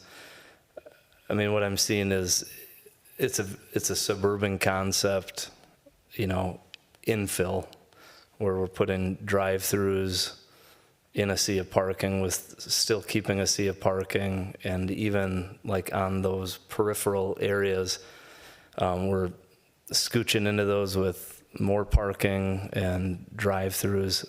Just fundamentally, like if the goal is to do stuff that, is making improvements to the property that comply, there's not much we can do. I'd encourage you to do that. But I've also seen, the name that's behind, the ownership group here, there's people involved that have done some pretty bold redevelopments in the city, and this seems like a safe, steady money-making decision, but I urge just a more bold, creative eye to like help re-envision this whole area. We're right by Centennial Lakes, right by the 9 Mile Creek Trail. We're asking these developers and redevelopers to really like help achieve the vision of the Greater Southdale plan as well as the design framework. And it starts with kind of what Meriwether said of breaking up the super blocks, making defined quadrants. How do we make this a walkable place, not one focus on vehicles? So while I understand what you're doing from like a business perspective and an incremental change, I guess I would just urge you guys to be a little more bold in trying to present something that could wow us into the future versus, I guess, something a little more predictable like this.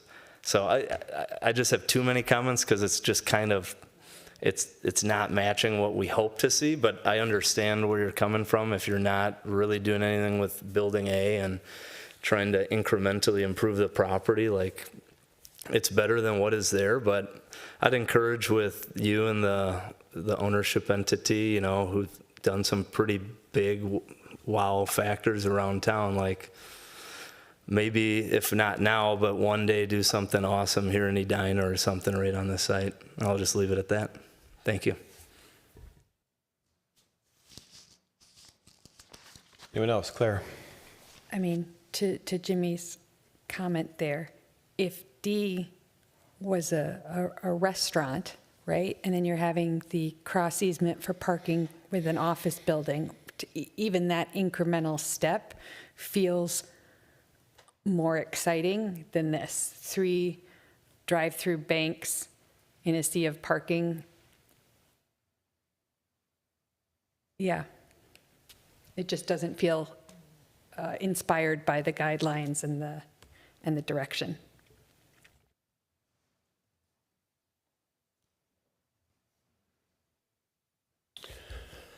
Clarifying question, and then I have a couple of comments. So if this were to become fact with 3 banks, the zoning wouldn't allow retail or a Culver's, say? Correct. Okay. I guess my main struggle is that I have a hard time reacting to a picture that's not really what you want to do. And I think we'd have a better conversation if we were talking about a project that looked like what you say your objectives were, as far as trying to get through a project with no variances. I think we'd be able to have a more productive conversation if we were reacting to that rather than a hypothetical. And then just some thoughts reacting to some fellow commissioners. There are a couple things that make me less, I empathize with all of the comments so far, but this is just a little bit north of 494, and it is just a little bit north of probably the least safe pedestrian environment in the city, down by Perkins. Realizing that's probably not in Edina, is it? It is. Is it? Is part of Edina? Okay. So I'm wondering whether, because when I think about the Southdale District, rightly or wrongly, I'm focused on between France and New York, and it's a self-enclosed geography. And the fact that's not technically correct if you look at a map, but the way we live today, that is pretty correct, because there is a very real divider along France Avenue. So what does that mean? Does that mean that next time we do a comprehensive plan, we should have central Southdale and perimeter Southdale in different guidelines? I'm not recommending that, but I feel like the world is different enough on either side of France Avenue that we might be able to contemplate something different on either side someday. Totally agree, it doesn't fit the current standards as they exist today. I'm not categorically opposed to drive-throughs in a place like this, but I agree that it's not what we say we want when we make a comprehensive plan. So I guess my recommendation would be to take the feedback you've gotten tonight and make some new drawings that fit with what you really think you want to do with the property, and we can talk about it again if that makes sense to you, Carrie. Or Meriwether, something else? Yeah, just one addition to that.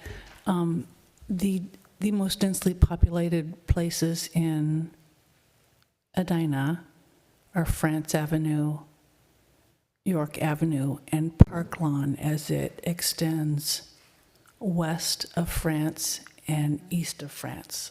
Park Lawn is one of the densest, has the most people living there than anywhere else in Edina. So when we talk about the pedestrian friendly, and I understand it's on the south side on the edge, but you know, when we talk about pedestrian friendly, I do want to make sure that we kind of keep taking steps forward and making this place pedestrian friendly.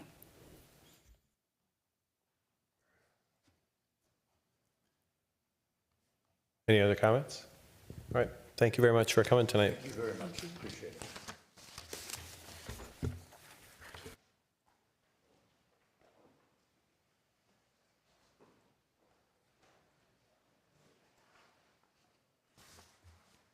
All right, we have another sketch plan review, this time for Macy's Furniture Store site, 7235 France Avenue, and Carrie will start off the discussion.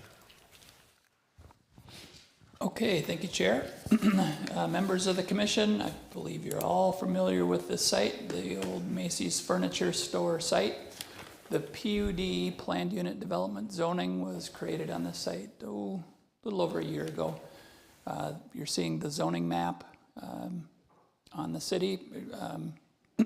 Again, this is in the Greater Southdale District on the east side of France, guided in our comprehensive plan for Community Activity Center.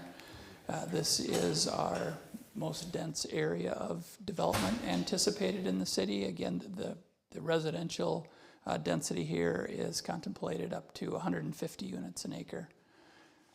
Aerial shot of the site, or when the furniture store was there with the sea of parking. The slide on the screen is the approved development plan for the site. The site that we're looking at this evening is the northwest lot located right here.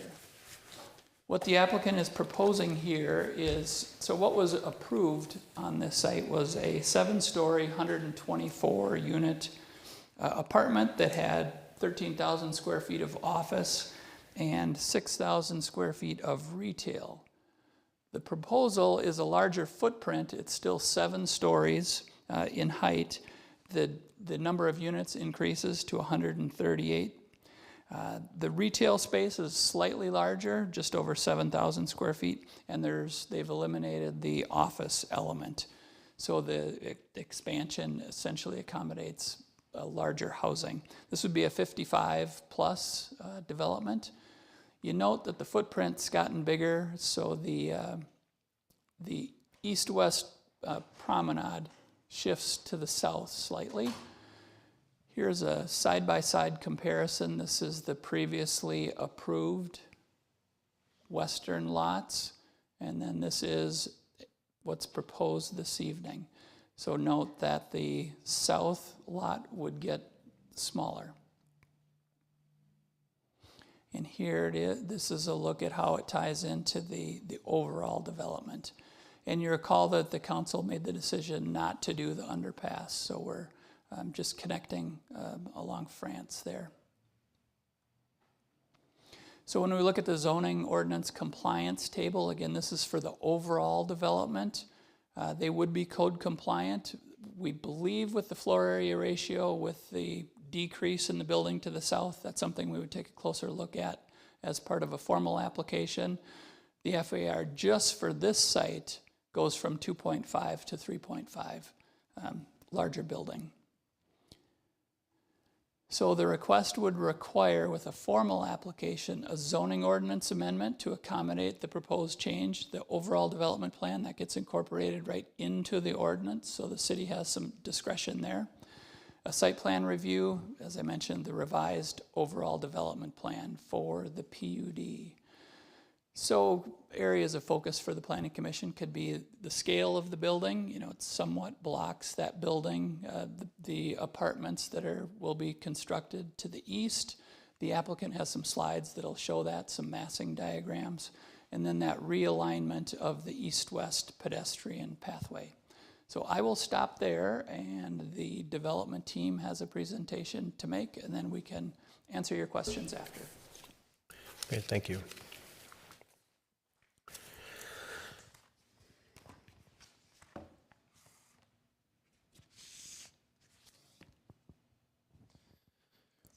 Good evening, Chair and Commissioners. Thanks for being here later tonight.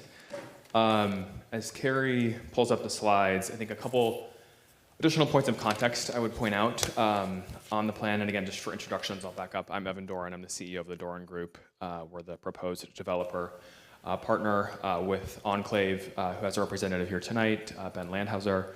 We also have folks from our development team, Jeremy Edwards and Aidan Sagana are here, and team members from our architectural team, Emily Gunner and Molly Fubalon are also here as well. So thinking a little bit about sort of just demographics for a moment, you may recall that the full east side of this site is essentially market rate housing. And so we had been in discussions with Enclave about introducing a slightly differentiated housing product here. As Carrie noted, the original building on this site, the northwest parcel, was 124 units, 7 stories, plus roughly 13,000 square feet of office and kind of a second story. And then the ground floor was a mix of retail, sheltered parking, and some amenity space. And so acknowledging that maybe there was a more limited office demand than maybe was originally envisioned, we felt that it was appropriate to consider an alternative use, which was an age-restricted product. So 55-plus community here. I think Commissioner Smith made the point earlier that it's part of this group's mission to sort of keep folks in community, and we view that this is a part of that as well by providing a slightly differentiated product for folks on the older end of the age spectrum. And so I think in terms of context of the site, as we get into comments, a couple things I'll just try to explain the reasoning behind, and then would love to take your feedback and comments as well. The building is growing slightly larger north to south for a couple of reasons. It retains essentially the western and northern and eastern boundaries and property lines, so pretty much those 3 sides really don't change really at all. The growth to the south is driven kind of primarily by 2 reasons, one of which was in our opinion, candidly, the original building was underparked. it required essentially sort of shared parking amongst some of the other buildings. And so we've tried to maintain and include all the parking necessary for both the residential uses and the commercial uses in our footprint. And so that would leave essentially 2 underground levels of residential parking for the building residents, as well as around 40 stalls that would be sheltered in a garage accessible off this sort of central north-south corridor here. But to service the anticipated retail, which is around 7,500 square feet. We envision that being likely 2 to 3 different retail users. It's too early to sort of tell exactly what those will be. But they would be served by the parking in the building. So that is one reason that the building shifts south. The other reason is that the demographic we're talking about, the age-restricted demographic, or those folks 55 and older, typically are coming oftentimes from a house that they've been in for potentially many years. They're predominantly looking for and interested in larger units. That's true with the developments at Amira Bloomington, for example, Avidor and Edina, and other market comps in the sort of broader metro. So they're looking for larger 2-bedroom units, 2-bedroom plus den units, 1-bedroom plus den units. And what that does is sort of pushes and sort of pulls our floor plans more laterally and sort of linearly, and requires a little bit more of that frontage, that glass frontage, to provide the units that ultimately will, we think, will sell the best or rent the best. The building does include 10% of affordable units at 50%, so we're accommodating that as well. And so ultimately, that is what the driving reasons to sort of flip-flop, essentially, the northwest and southwest parcels. So what you'll see in the packet, and I can sort of, you all can see this, right? I don't know if you can see the mouse. You can see that, right? Mm-hmm. Essentially, I'll go to the comparison here momentarily. So this east-west promenade retains the same depth. It's still 60 feet across, but it moves essentially onto the southwest parcel, which does have the effect of shrinking the southwest parcel. We still think there's plenty of viable uses for that parcel, including various density and multi-story uses. But ultimately, it will retain that sort of thoroughfare east-west, fully from France all the way to the promenade walking path to the east. And so, like I said, flips the promenade from the northwest side to the southwest side and allows us to sort of retain the building area that we would be looking for to get the kind of unit count necessary to make the project all work with the affordable housing and the retail components as well. We had heard feedback as well that, you know, the original plan included retail. I think that was an important element that the city process, including this commission and the council, had looked at wanting to maintain some level of France Avenue activity. So we've retained that as well. I'm going to bounce around here a little bit, so forgive me. But this first floor parking is something that I think was not included in Carrie's presentation, but gives you an idea of how the general thinking about programming would work on the first floor. So again, north and east sort of parking and driveway access is essentially retained with the same sort of trash and delivery nodes that were existing on the previous earlier approved building. But what we do have here is a slight increase in the amenity space, as well as an increase in the retail space on the France Avenue side. And what we're trying to do as well is mimic what Enclave is planning, which is first floor sort of accessible walkout units, essentially, to maintain that sort of access to the promenade. And so it does ultimately grant more parking in this floor, roughly 40 stalls. And again, the access to the lower level garages would be specifically for residents sort of off of this northeast corner. The other piece I would just share with you briefly, and we can talk a little bit about some of the units and kind of why the sizing is that I mentioned earlier. But we did just some high-level massing. Again, for us, it's a little premature to know kind of materiality. We'll obviously probably be looking to stay within the sort of broader context of the existing Enclave approvals, but probably slightly deviate in terms of kind of formal materials, or at least just coloring and that kind of thing to distinguish the buildings a bit. But substantially speaking, the massing is fairly similar. I think from this angle, which again is sort of on the north west side, essentially across from France, where the setting apartment is currently under construction, gives you a flavor of how the building would look. Again, not substantially dissimilar from the existing approved building, just again stretches further south.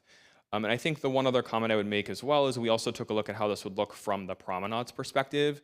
And I think, to me, it's sort of 6 1/2 dozen which way the rendering or which way the promenade sort of view angle goes. It depends on obviously which way you're traveling down France, if you're in a vehicle, or if you're pedestrian, which way you're traversing from the site east to west. But without the connection to the now, I guess, deceased bridge or pedestrian walkway, I think there's a nice continuation that we're proposing from France to the other end of the building, which again, you sort of see a bit of a sneak peek of the enclave buildings that they are working on further east. So with that, I guess I will pause and see if there are any questions for myself or the team that's here or from staff. Who'd like to start? Actually, before we could do that, a clarifying question, just of the general state of play. The southwest building is not under your control. Correct. And is under the control of Enclave. That's right. And is there any way to know what might happen in that space or what's feasible in that space? Because it does look quite small. Yeah. I would say I don't want to speak for Enclave. Sure. I know that they're Understood. working on a number of potential alternatives. They will retain the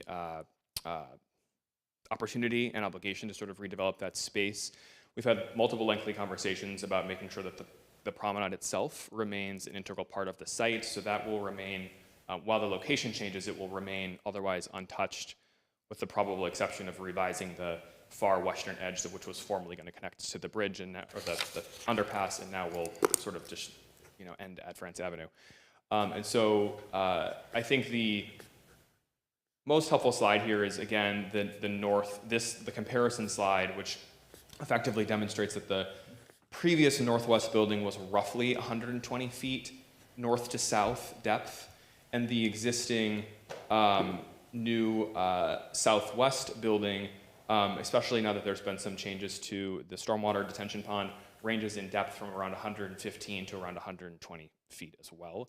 So the buildable pad area is roughly the same, but again, we've just sort of flipped it from north to the south parcel, if that makes sense. Yes, thanks. Okay, Quincy, go ahead. Sorry. Yeah. No, I think you asked the Budged exact in on question that. I was going to ask. Yes, what's going to happen to that south building and what should go in there? So let me think of a different question. I'll get back to you. Oh, sorry. I was just going to say why it seems like it would have almost been easier just to keep instead of buying the northwest site, to buy the southwest site and keep it the same, but you didn't, so.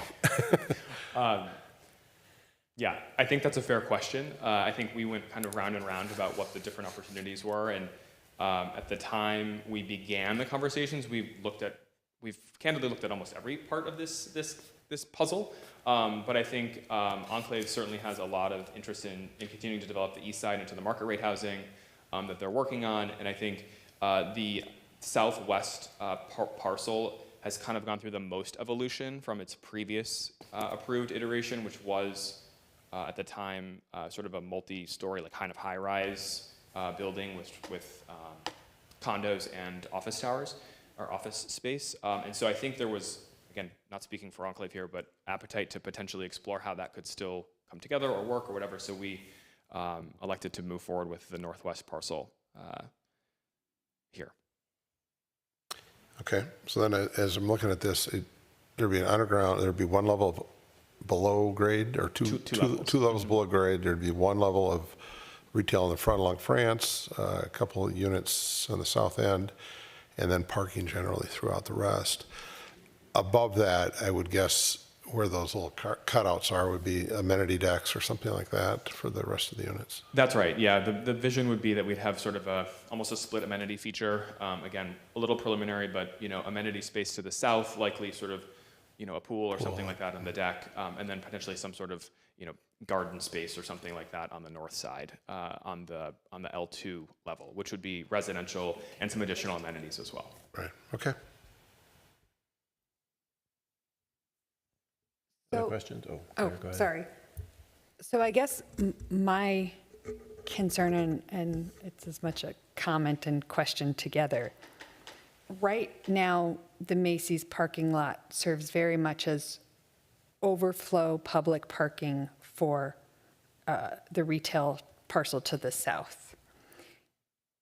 I would argue that you might have gone from underparked to overparked now. We have 1.8, if I did the math right, stalls per unit, and 40 public in that building. We could give positive feedback here, but I guess I'm looking at you, Carrie, because they've shifted the buildings. They've also shifted where parking opportunities are for other people.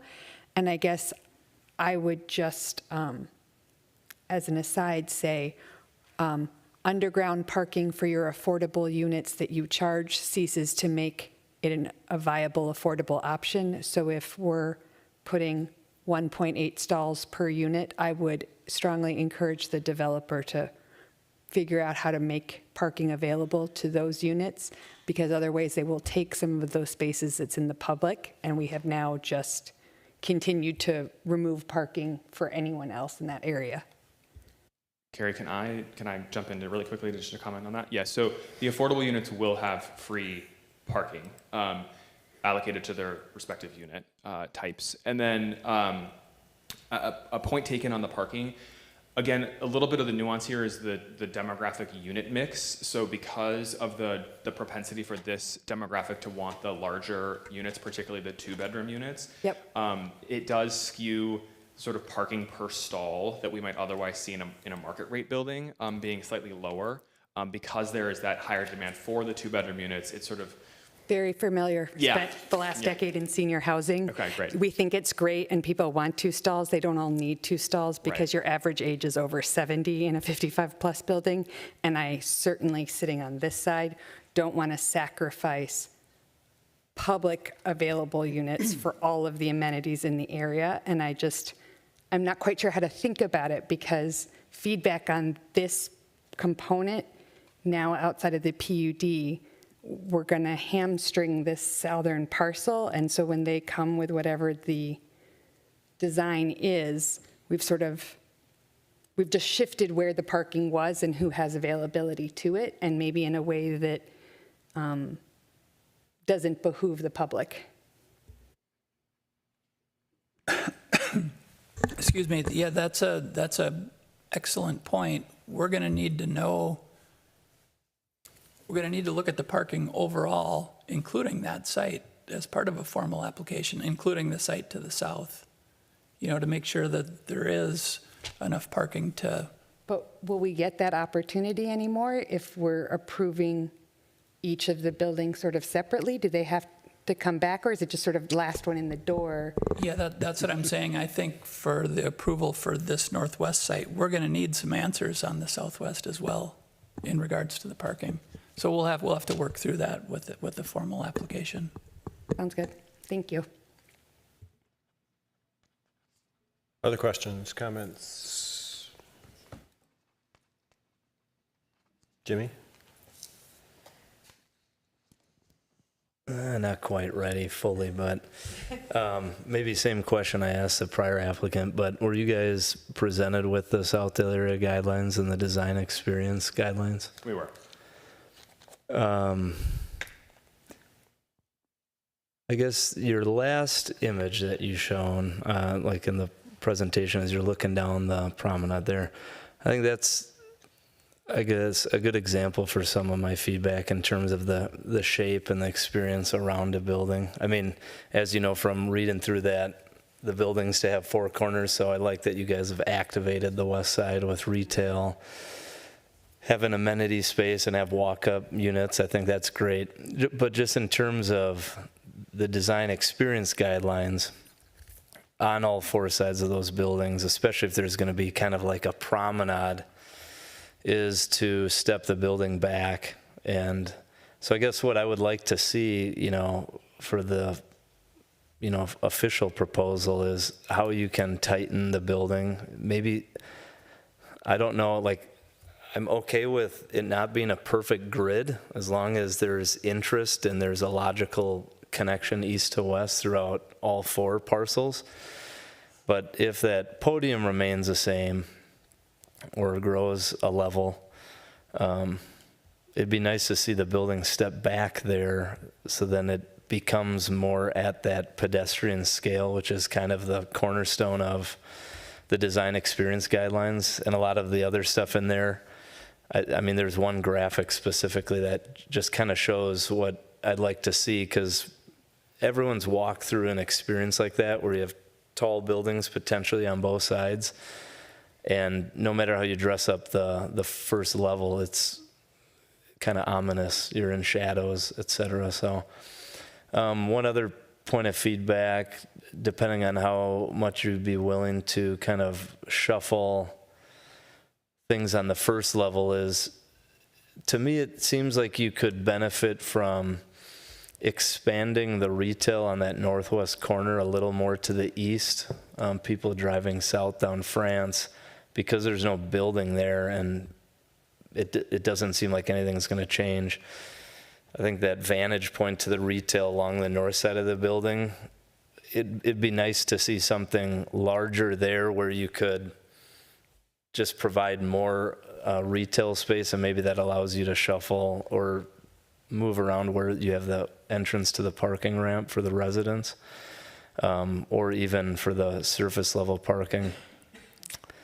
But in general, I'd like to see a taller, more slender building relative to the podium to just give a little more variety of design compared to all the neighboring buildings, which are similar in size and scale and shape. I know it's shaped like an H once you get above it, but I think just with it going to the extent of the podium, that just doesn't quite match those design experience guidelines as you walk around the building, especially for that central promenade, which I think, to me, that would be the most important side of the building to step back from. And I might have some more comments. I wasn't fully ready, but in terms of just general scale, I'm okay with these being different. At first, when I was looking at it, it looked like the central promenade just doesn't match enough. And I can't tell where, like, there's gonna be a crossing or crosswalk. So as long as that matches well to the northeast and southeast parcels to the east, like, I'm okay with that. And then that to me just gives a little more character for that southwest building to be a little more slender and taller. And I think that's okay.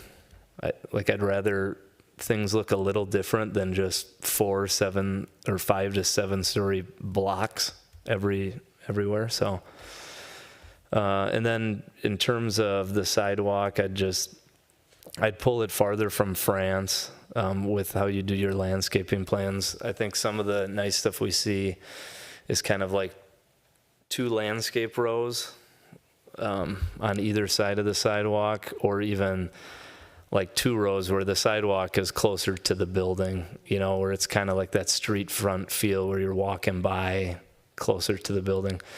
I just encourage the sidewalk to move farther from the street. Thank you, Commissioner. If I can just make a couple of comments on that really quickly. One thing on the sidewalk piece, which is totally point taken. We did want to try to retain the original plan, which had an outdoor patio seating element, under the presumption that that could be a restaurant of some type. And so, I think that'll evolve over time as we actually fill those spaces, whether that's a restaurant or F&B user on the north side or on the south side. But I think we're looking to retain some sort of food user in this building. And I think that outdoor patio space vis-a-vis the sort of sidewalk will probably evolve over time. I will also just say on the sort of facade kind of setback question and comment, I think that's a good comment.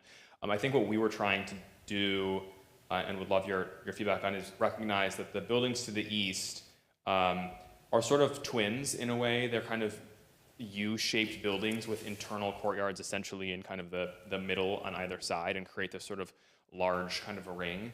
But I think in our view, driving predominantly from France, coming from the north, because I think that coming from the south will presumably be blocked in some cases by the future Southwest building, but to provide a little bit of relief kind of along this whole section by creating that sort of internal courtyard so that it isn't just essentially four or kind of two large facade masses. And so that to us felt a little bit more appropriate to come down, and because you have the sort of wide open parking of Byerly's, assuming that there's not like a credit union in there at some point in the future, that there is some of visual difference in that respect. So.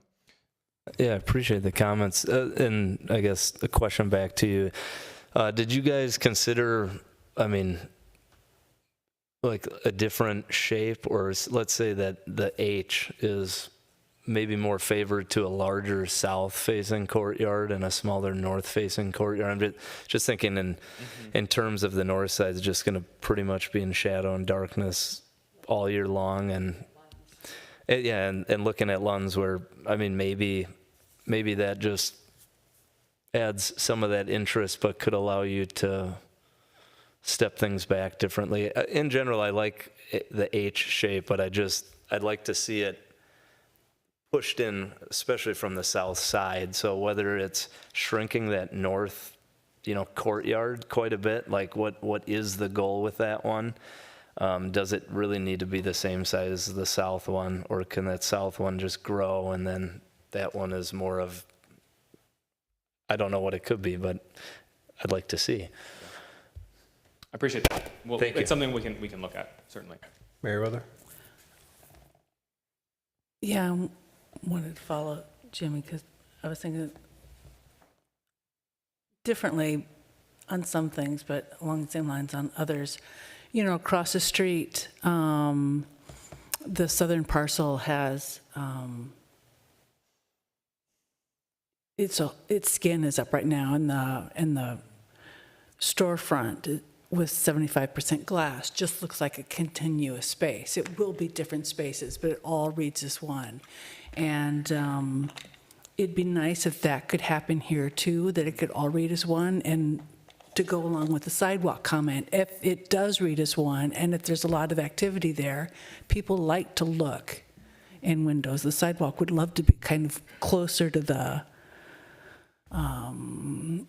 where they could go in rather than France Avenue. I think I would prefer to kind of see where I was going in.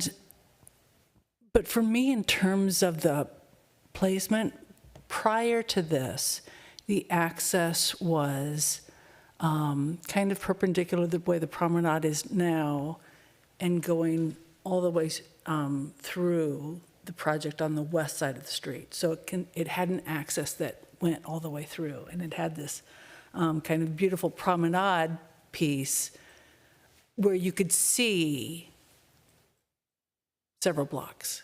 I mean, you can see from the pond on the west all the way through to the promenade, so you can see all of that. So that's not there now. It did bother me before that it skewed the orthogonality of this site.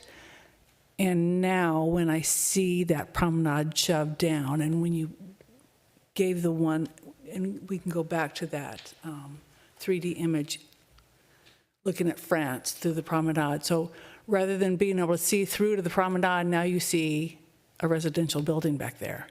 And you don't see, and it's just this rendering. I'm sorry, you probably didn't have time to kind of do that, but you don't see the promenade. You see a sidewalk with green plants on either side. Yeah, it's not, just to be clear, it's not a that's exact fine. representation of the promenade. I get it. Yeah. But, so not only is this one bigger, but now the other one's smaller, and you can't see through, you're blocked by a residential building. So I think the orthogonality of this, and especially this is a third space. This is a place where people can gather. It's 60 feet wide. There's no cars on it except for right in the middle.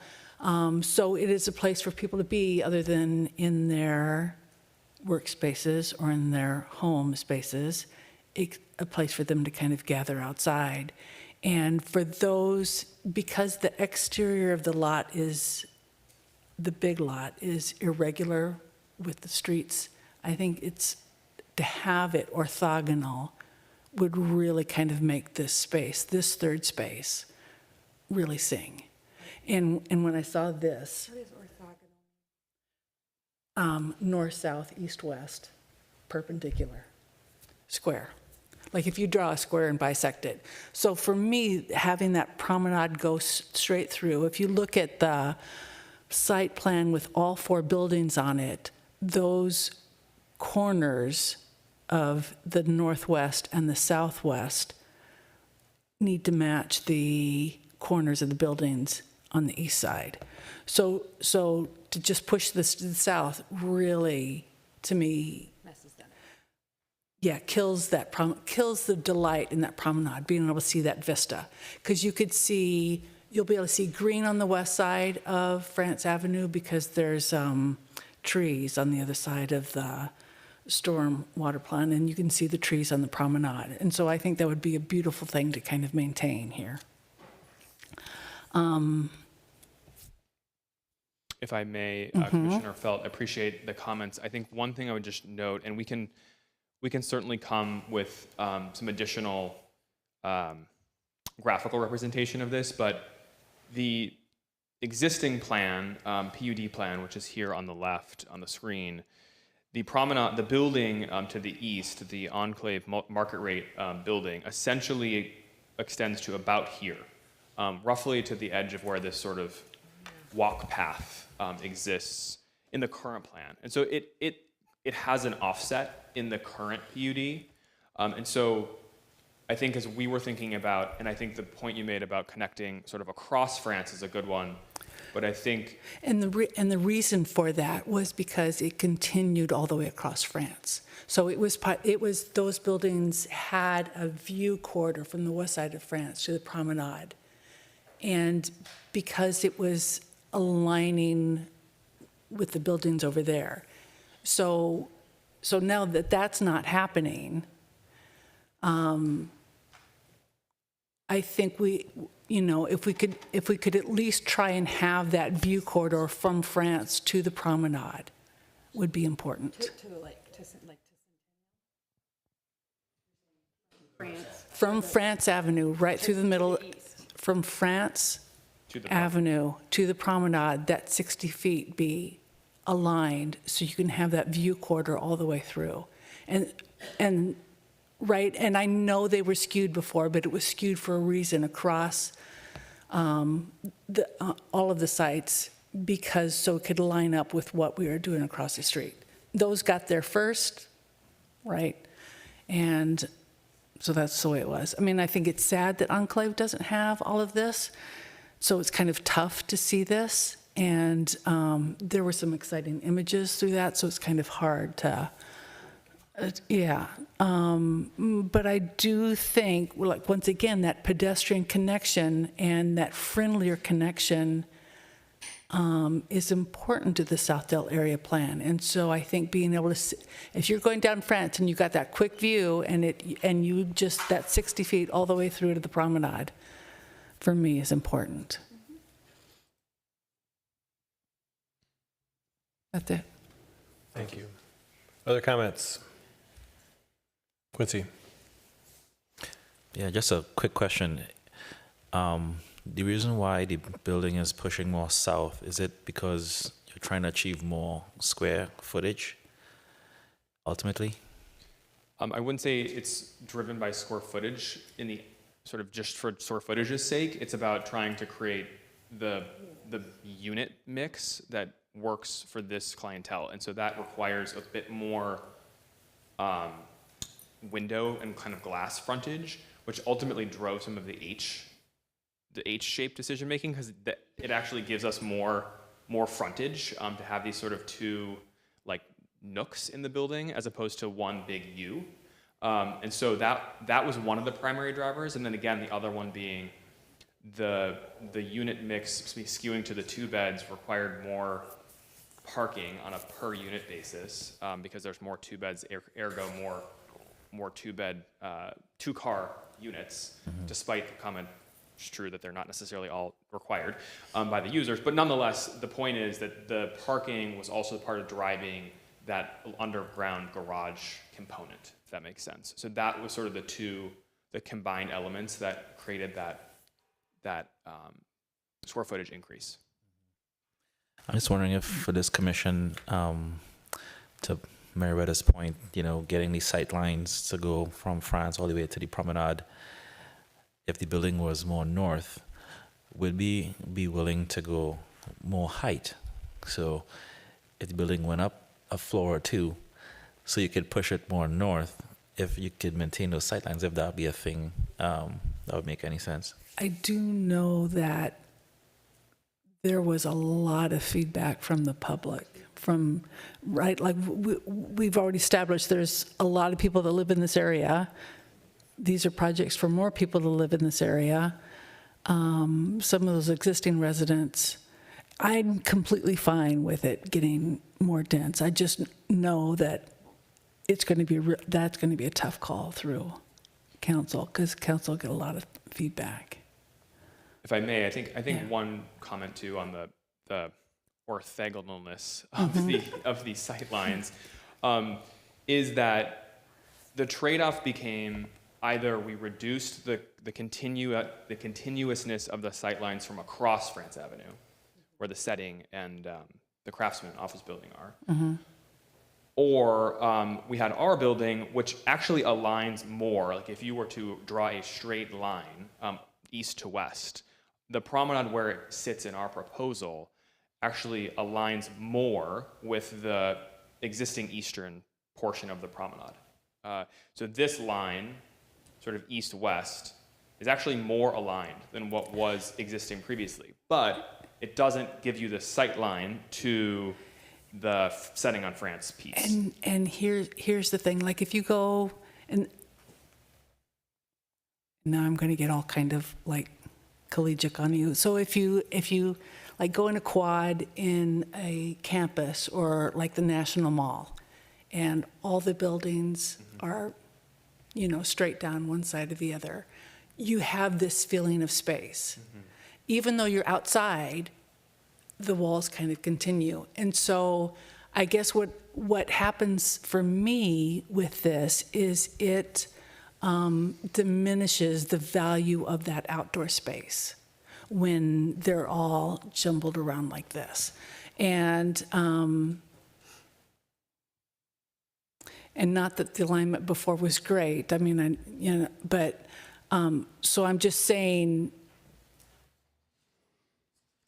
we lost one, and now we're just throwing out the rest of it. So for me, we have an opportunity here to at least make this third space cohesive and feel good as an outdoor space. I mean, I know it doesn't, the building is important to you, but there was a PUD on this, and it was about doing a space for the public, and now it feels like that public space has been trashed. So that's my feeling on this. I would not, if you came back with a building that did this, I would not support it. I'm letting you know.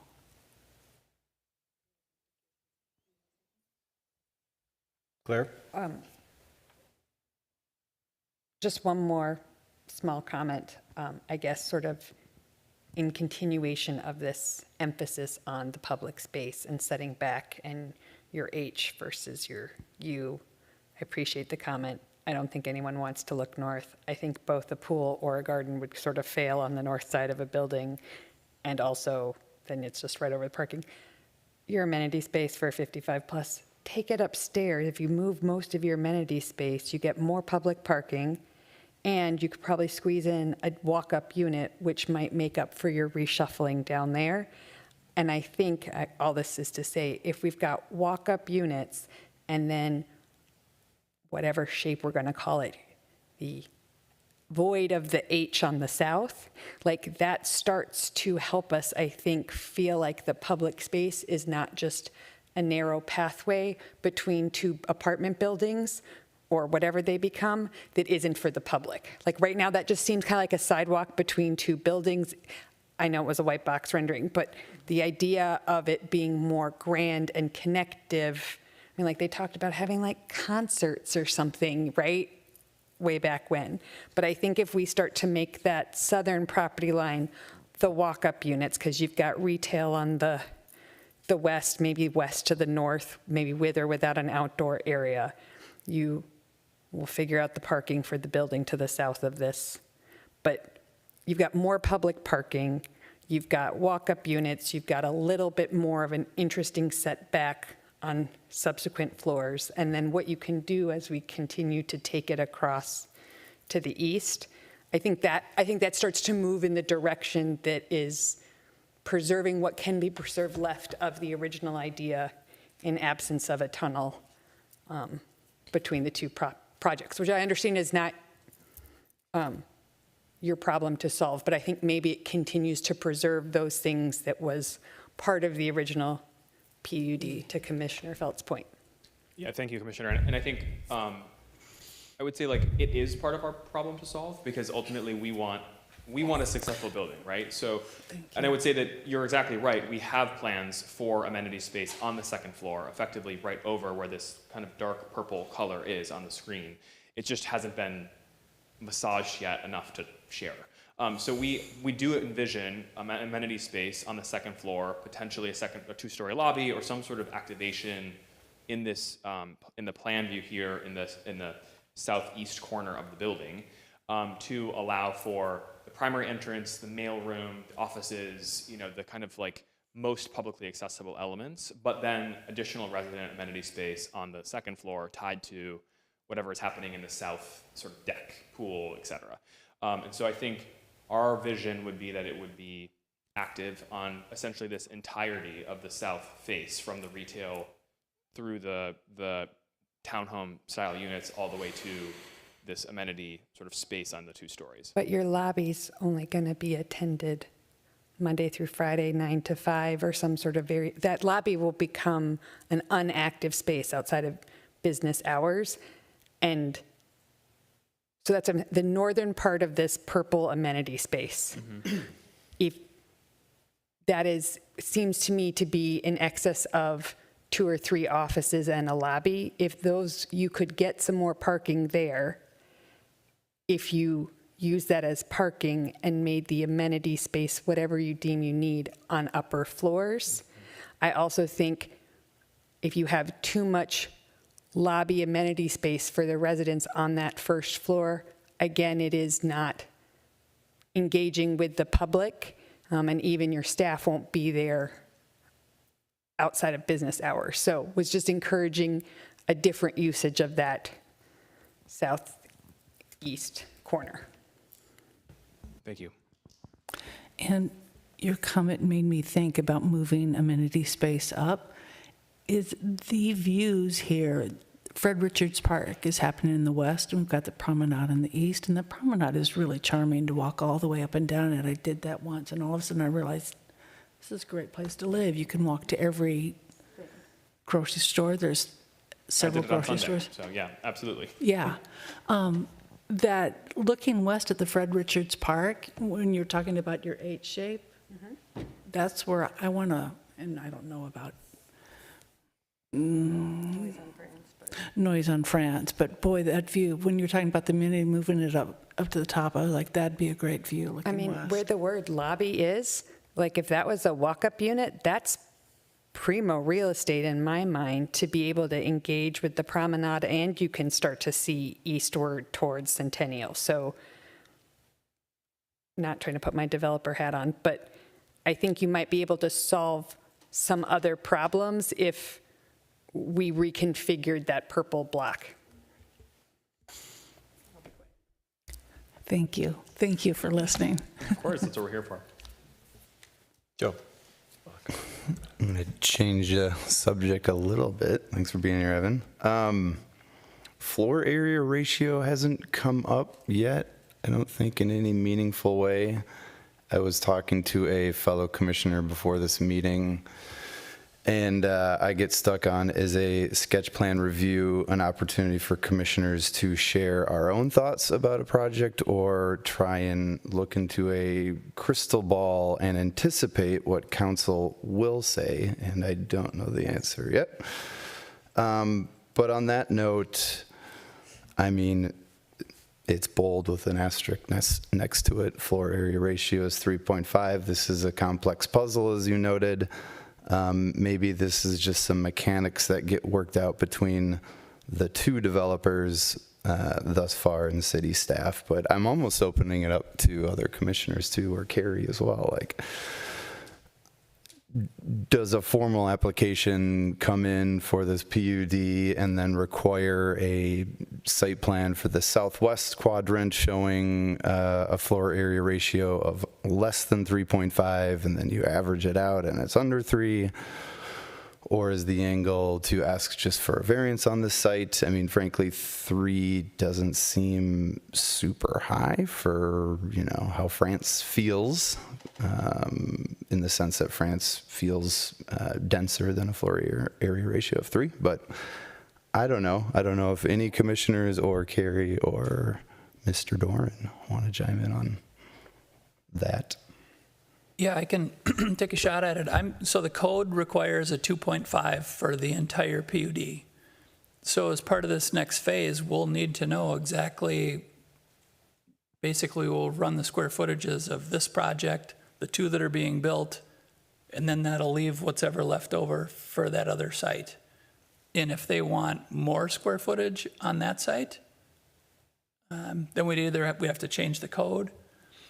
So that would be an ordinance amendment there rather than the variance. That kind of the same thing, but that's the way I'm looking at it, at least today. Kind of 2 paths then, either a variance / code change the PUD, or whatever the last site to put a shovel in the ground just gets what they get for square footage. We're gonna need to know what's happening on that southwest parcel as part of a formal application. This is an integrated PUD, so I think we're going to need more detail. Yeah, I mean, it's a complex project. I'm just thinking about shared utilities and all that fun stuff. And is there shared stormwater management and things like that? As Evan is nodding. But yeah, I just thought that would be a topic worth bringing up at least. I don't know if anyone else wants to chime in on the FAR, but yeah. I feel the same way about parking. Yeah, I mean, we kind of touched on it with parking, sure. Yeah. So, Jimmy.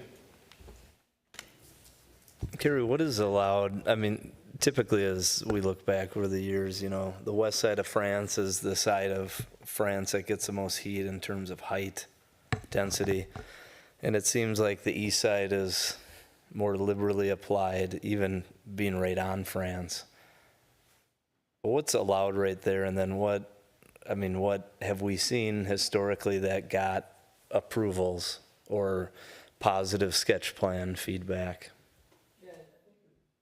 I think the biggest difference in the two is that retail is more allowed everywhere on that east side of France, where it's not on the west side. That's opening up a little more over time. We've had some rezonings on that side. West is more office. But the west is more office and residential, as it's guided in the comprehensive plan today. There's some limited retail opportunities in that area, but between France and York is where we anticipate really all uses are allowed, with the exception of industrial at higher densities. In terms of height, though, along France? Oh, right. Yeah, the height on the west side is essentially 4 stories is the max there. You know, we've gone over that with some PUDs, and then there's the Southdale Office Center where there's the existing buildings that are taller, yeah. Right. So I don't know. I feel like in terms of, as I've thought about the feedback and heard stuff here, I think one logical and maybe not so heavy of a lift of a change would be, you know, instead of, this is a 1-level podium basically, what you're showing.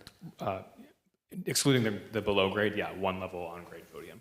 So, I mean, what I'm just thinking in terms of meeting the design experience guidelines where, retail in general is guided for, 20 feet of height. I would think, a 2-story podium would achieve some of these things where maybe you can shift this building even 1 column bay north, squeeze it to get an extra level and have, 2 levels of walk-ups, achieve your 2-level amenity leasing area. And then again, to do that, I'd expect to, like you'd want to regain some of that retail, which again goes to my original idea of, extending some of that retail on the north side, because you really do have visibility where, maybe that use is more of a longer east-west tenant space. So they do get frontage on France, but also more window and space on the north side of the building, which would be more visible. And I feel like you could go up a story or two to achieve what you might lose unit-wise, whether it's a column bay or maybe it's even 2, where that H just condenses a little more, but still maintains some of your design aesthetic and goals.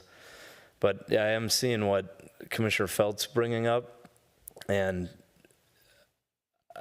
I think what's changed is there isn't a connection across France now with this development that was always on the table. And I'm trying to think of who's going to go down here and face a dead end at France with the building in front of them, to her point. And something does feel off about that, where I feel like it's going to feel like a private kind of amenity courtyard for the users of the building and not the public, unless, of course, you activate with that corner restaurant. But not knowing exactly what's going to happen there, it's hard to just hope for the best. So I think that's where we can just rely on a little more consistent design across it. I think even 1 column bay then makes those match exactly. It complicates maybe the agreement with who's providing that promenade and when, but that can be a shared, easement and agreement, I'm sure. But yeah, and then I guess the other obvious thing I saw after this was, I think the east side of the building needs to come in or do something. There's no sidewalk on the side of the road there. So just for someone walking around the building, we wouldn't want them to cross the street. So right, there's something missing there on the east side of the building. So just clean that up. I don't see a sidewalk to do a full perimeter.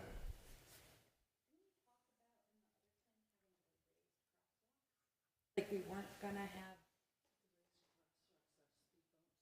Yeah. Oh yeah, and I don't know. But sidewalk on either Yeah, side I don't really mind that, as long as there's sidewalks on all sides of the buildings. I guess what I was saying is, I thought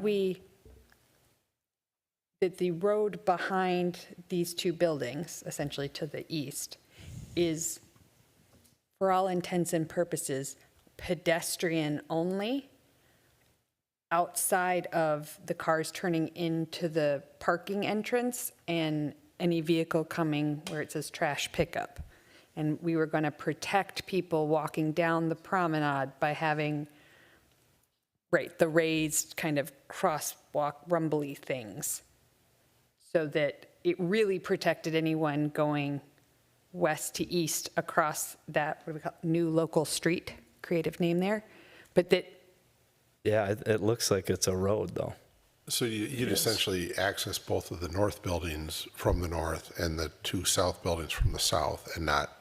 But that's not what's planned, right? That's not what's shown here. Yeah, but I think, just to clarify, the current plan, the existing PUD plan, Carrie, you can correct me if I'm wrong here, but I believe the current existing PUD assumes a fully accessible road. There may be raised crosswalk elements in the promenade area, but this road is fully vehicular accessible from north to south, including out to France via this Gallagher Drive element. But then did we lose the sidewalk? No, and I'm okay with that because, right? But, sorry. I'm okay with that because it does allow additional interior streets. But to what you brought up, and I appreciate that, because once again, the pedestrians knew that they could walk down that promenade, and we did talk about that whole piece being raised. And so the cars knew that they were on the road, they went up on a 6-inch butt, and that they had to be careful because they were like in the middle of the pedestrians, and then they went back down into their drive aisle. We did talk about I know, I don't think that got approved, though. That's not a piece of the development. Anyways, just to continue and finish my comments, east side, have a sidewalk along the building face. And then I guess a question back to you, just in terms of how you laid it out and getting retail users closer to the retail. Was there a reason to have it like east loaded or east accessed versus, you know, turning right off of France and going right in the north side of the building? Well, just out of curiosity, it looks like you have both entrances in one location, which to me is efficient, but why there? Just curious. Mostly it was driven by we were trying to respect kind of the existing, essentially curb and sidewalk infrastructure of the existing PUD. Okay. So we were trying to respect kind of that. I mean, again, essentially like beyond the extension of the building, this existing PUD approved building to the south, all the elements on the west, north, and east side are functionally the same in our proposal. So sidewalk access points, curb cuts, and sort of like access lanes, like the drop-off pickup trash elements are essentially all replicated in the new plan, if that makes sense. Okay, yeah, and I guess I'd be open to those changing if you had a more logic to that. But it seems like that north side of the road, just with the parking lot north of there, there's going to be a lot of traffic. So to enter the building on that north side, you know, both for a resident as well as a guest, one, it gets you quicker to the retail, which almost always those retail users appreciate. And then two, it would eliminate a curb cut with traffic coming in and out of the building on the east side, which I guess would help pronounce, you know, that north-south pedestrian sidewalk that's missing.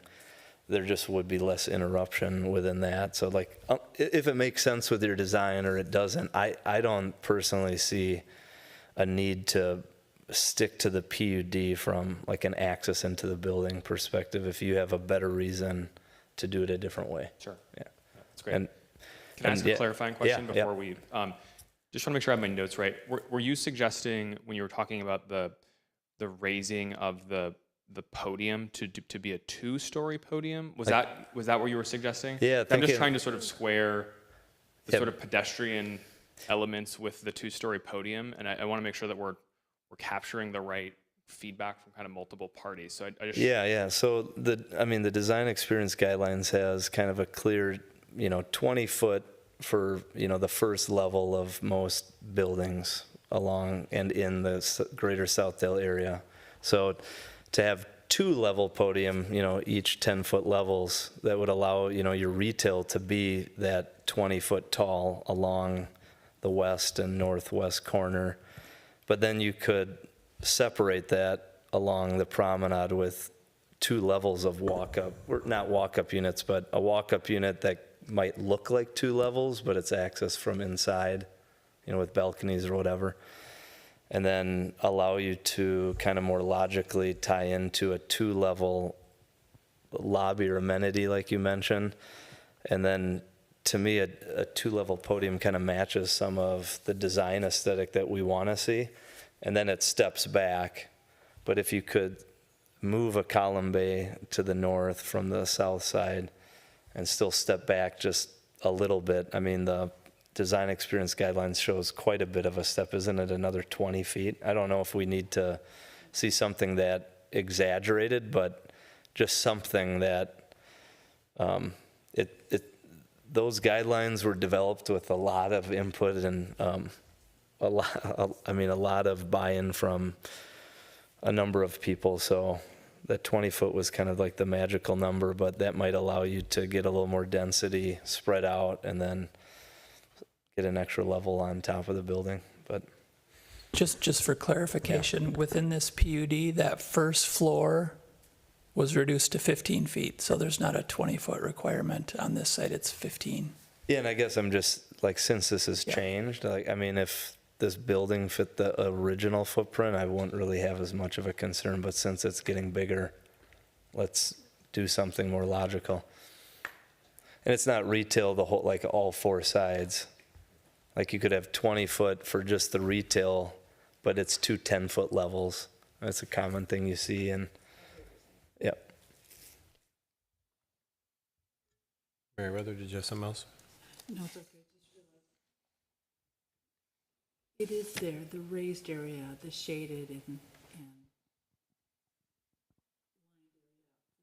the raised street.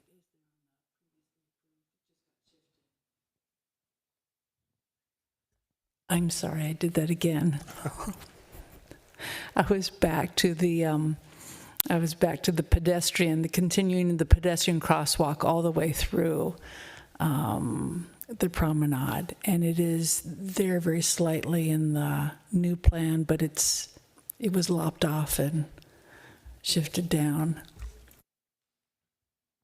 If that makes sense, you can see the light gray and the medium gray areas, right? Yeah, that was the whole kind of the 6-inch speed bump that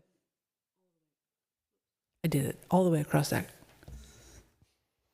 So the pedestrians I do those on bikes and I love them. I feel like I'm more visible when I'm on the bike and I got 6 more inches. I'm like, cars can see me now. Basketball player. Yeah. Anyone else? Jimmy. Okay. Just a clarifying question. So it's your understanding that access to parking will come from the north and south on that new local street, on the new north-south local street. You'll be able to get there from the top and the bottom. That's our understanding. Okay, that was my understanding too.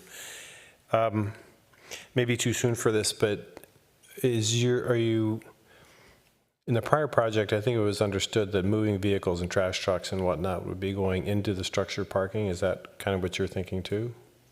I think that's partially, I mean, I think the original plan, I believe, had staging for trash, obviously outside, which is what I think is represented in this original PUD kind of bump out area. But we would be planning to obviously take trash out of the building on trash days for pickup, but otherwise it would be staged internally. Okay, but delivery vehicles and moving vehicles. I'm sorry, did I say trash trucks? I meant delivery and moving, so it would be inside or outside? I think, yeah, it's both, effectively both here. Let's see if I can go back. I mean, we have stage essentially trash pickup here, again, replicating Point Heard that we could move that around. And then delivery and sort of move-in zone. This was primarily driven by having accessibility to the retail, having an ability for, a service truck or food truck or whatever to be able to come and deliver their supplies in this curb cut. Okay, thank you. And last thing, how would you contrast the features or amenities between market rate and 55 plus? I mean, are there 2 or 3 really significant differences in the offerings, or is it just Commissioner Hanneman may have ideas. I would say the Cliff Notes version. Yeah, the Cliff Notes is there's maybe slightly differentiated features in that, like 55 plus, like some senior buildings might have things like a craft room or dedicated sort of other spaces. But I think one of the key differentiators, more so to market rate, is that there's an emphasis on programming and sort of club life, for lack of a better term. Having book clubs and running clubs and all those different things that typically a programming element is much more reduced if it exists at all in a market rate environment. And so I think the active adult space, separate from senior, which often has full food and beverage service on site, potentially medical, skilled nursing. Obviously, if you have sort of memory care facilities, like that's an entirely different animal.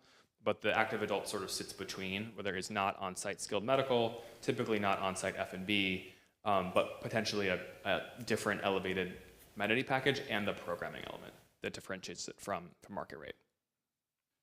Okay, thank you. And can you go back to that page that had that we've been looking at so much, that has the whole all four parcels, all four areas? Yeah, I think we're wrapping up. Yeah. You've heard a lot about the continuity of the Central Promenade, and for me, I have a really hard time. I don't like the way it looks in here, because I can't, as so many others have already said, I look at this and I no longer have confidence that it's going to provide the continuity between France and the promenade, what we have called the promenade to the east, as it did before. And yet I can't see a before and after, because you're saying that it's not as big a change as it was before, and you may be right, but I don't have the pages from a year ago or whenever that was. So just a thought for presentations and discussions in the future. A really straightforward before and after would be helpful, just so we can see, so we can be comforted that, oh, it's not that big a deal, not as big a change as it seems like it is. And then I think one of the things I find unsettling about this particular image is that the section to the east between the northeast and the southeast buildings is just a green blob. And I have a feeling that even if the shift is going to be okay, that we're going to have to pay some attention in the landscaping and design to make sure it's continuous and make sure there's continuity, even if there's a jog in it. So I know this isn't that's not what you came here to talk about. You didn't come here to talk about the section to the east, but we just spent so much time as a group on this, whenever that was, on the bike lane going on the southern side of the parcel, on the promenade going through the middle, that I think it's understandable to be concerned about preserving all the great community benefits that we saw at that time and make sure it's still being delivered in the new project. So you heard enough about it. I'm sure you knew that was something that you wanted to continue to work on in the future, but I just wanted to foot stomp that, because I think that's the most important thing that I've heard you talk about tonight. If it's helpful, if I had the approved plan in my presentation, I could call that up if you want to take a look at the approved alignment of the promenade. Isn't that what we're looking at? But it doesn't go to the one to the right. I don't know that we need to go back there right now, because it's not 10 o'clock, but that's just a thought. So if there is, yes, Sorry, Claire. one last thought as you finalize. I remember there was lots of comments on Better Together, concerned about the new local street and how it connects to Gallagher and people cutting through. I think that was why maybe at the time we spent so much time talking about, well, the buildings north of the Central Promenade accessing from the north versus south. Maybe we did not, for code, fire, legal, whatever reasons, completely block it off. But I do remember that there was a strong group of neighborhood folks who had concern about that road becoming a cut through, essentially, for whatever that's worth. Thank you. Thanks for coming tonight. I hope we got some good feedback. And is that it for everybody? Thank you all. Good. Thanks very much. All right. Chair and member comments. I don't have any comments tonight. Do any members have comments tonight? I do. Paul? Yeah. I wanted to bring something up that we've kind of talked about a little bit here and there, about the lack of development opportunity in the western half of Edina, western fifth of Edina. And I don't know if any specific thing has been done yet. I mean, has the council taken any action on the lack of sewer capacity or anything, or have they decided to, I mean, is there a moratorium or any kind of, because I mean, my feeling is that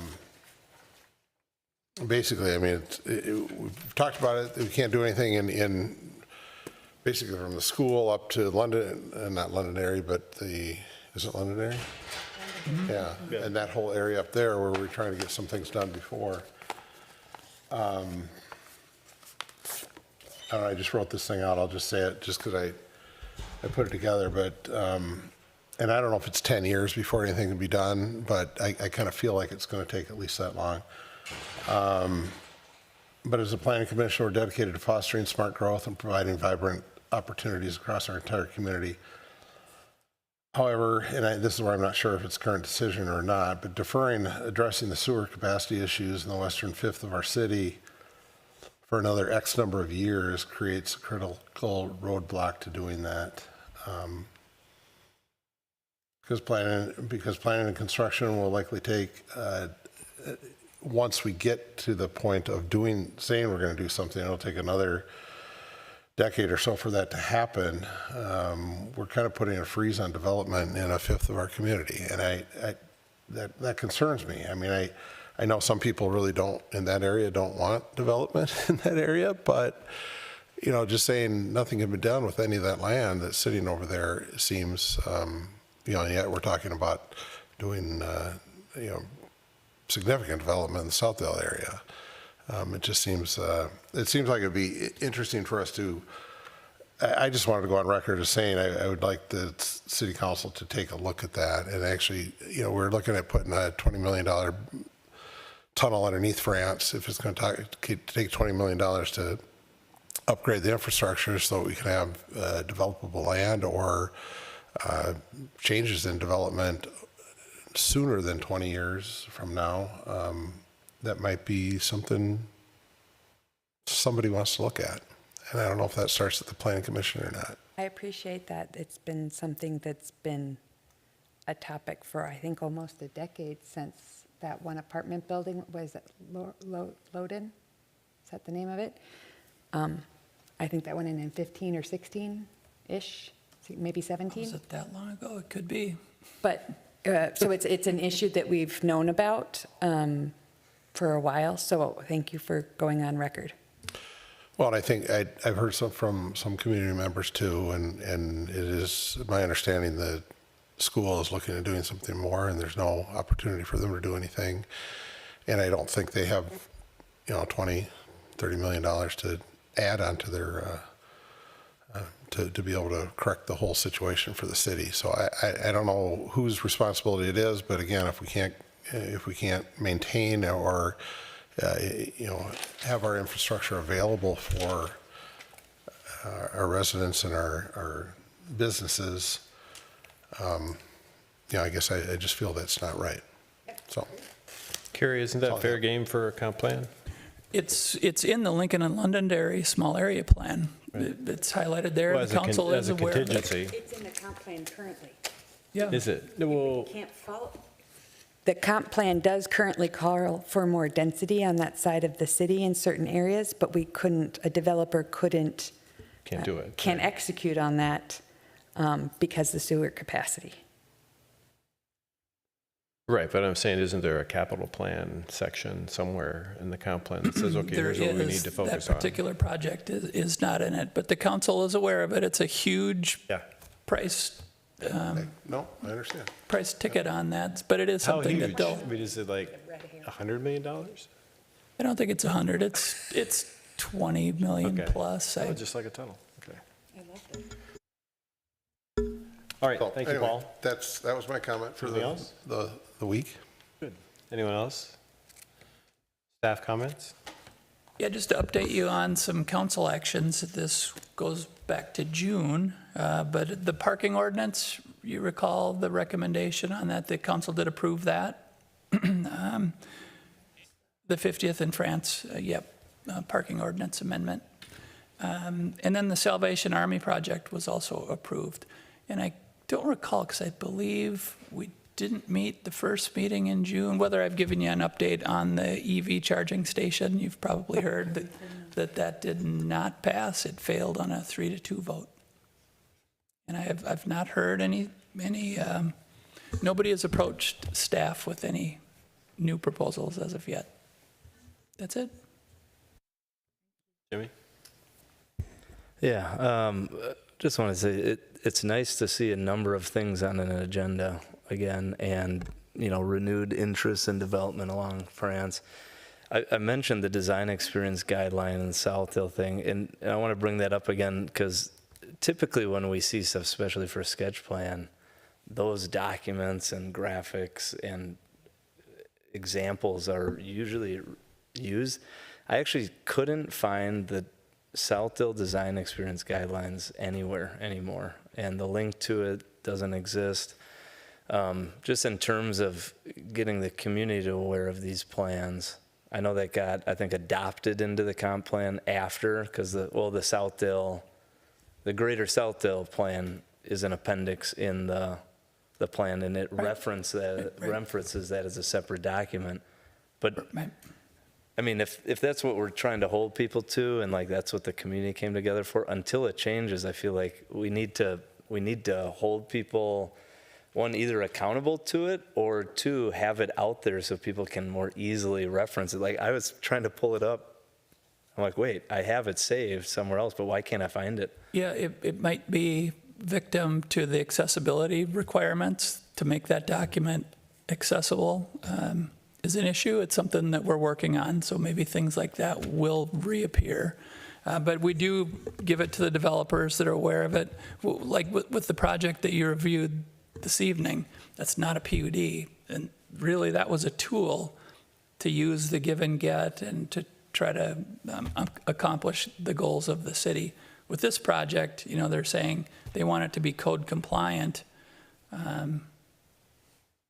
So they're aware of it, but they didn't really use it other than on the France side with the 50-foot setbacks. The initial plans had the drive-throughs on France. So they did some revisions to address the guidelines, but.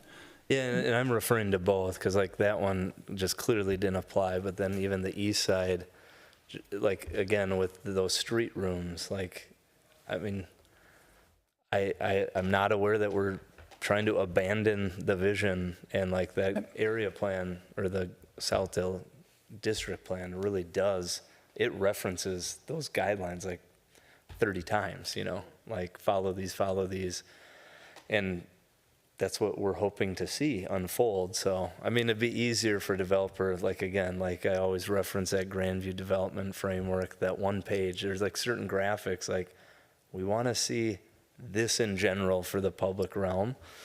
And that would just make a lot of these sketch plans easier and kind of the whole purpose of them. And I know, I don't know, I know with this accessibility thing, it just seems harder to find stuff, even though it should be easier to find stuff with AI and everything else. So I just wanted to bring it up, and like, it's exciting to see some things coming back to the table and renewed interest. It'd be nice if some of them were just more compatible with our vision, so. Yeah, that's it, thank you.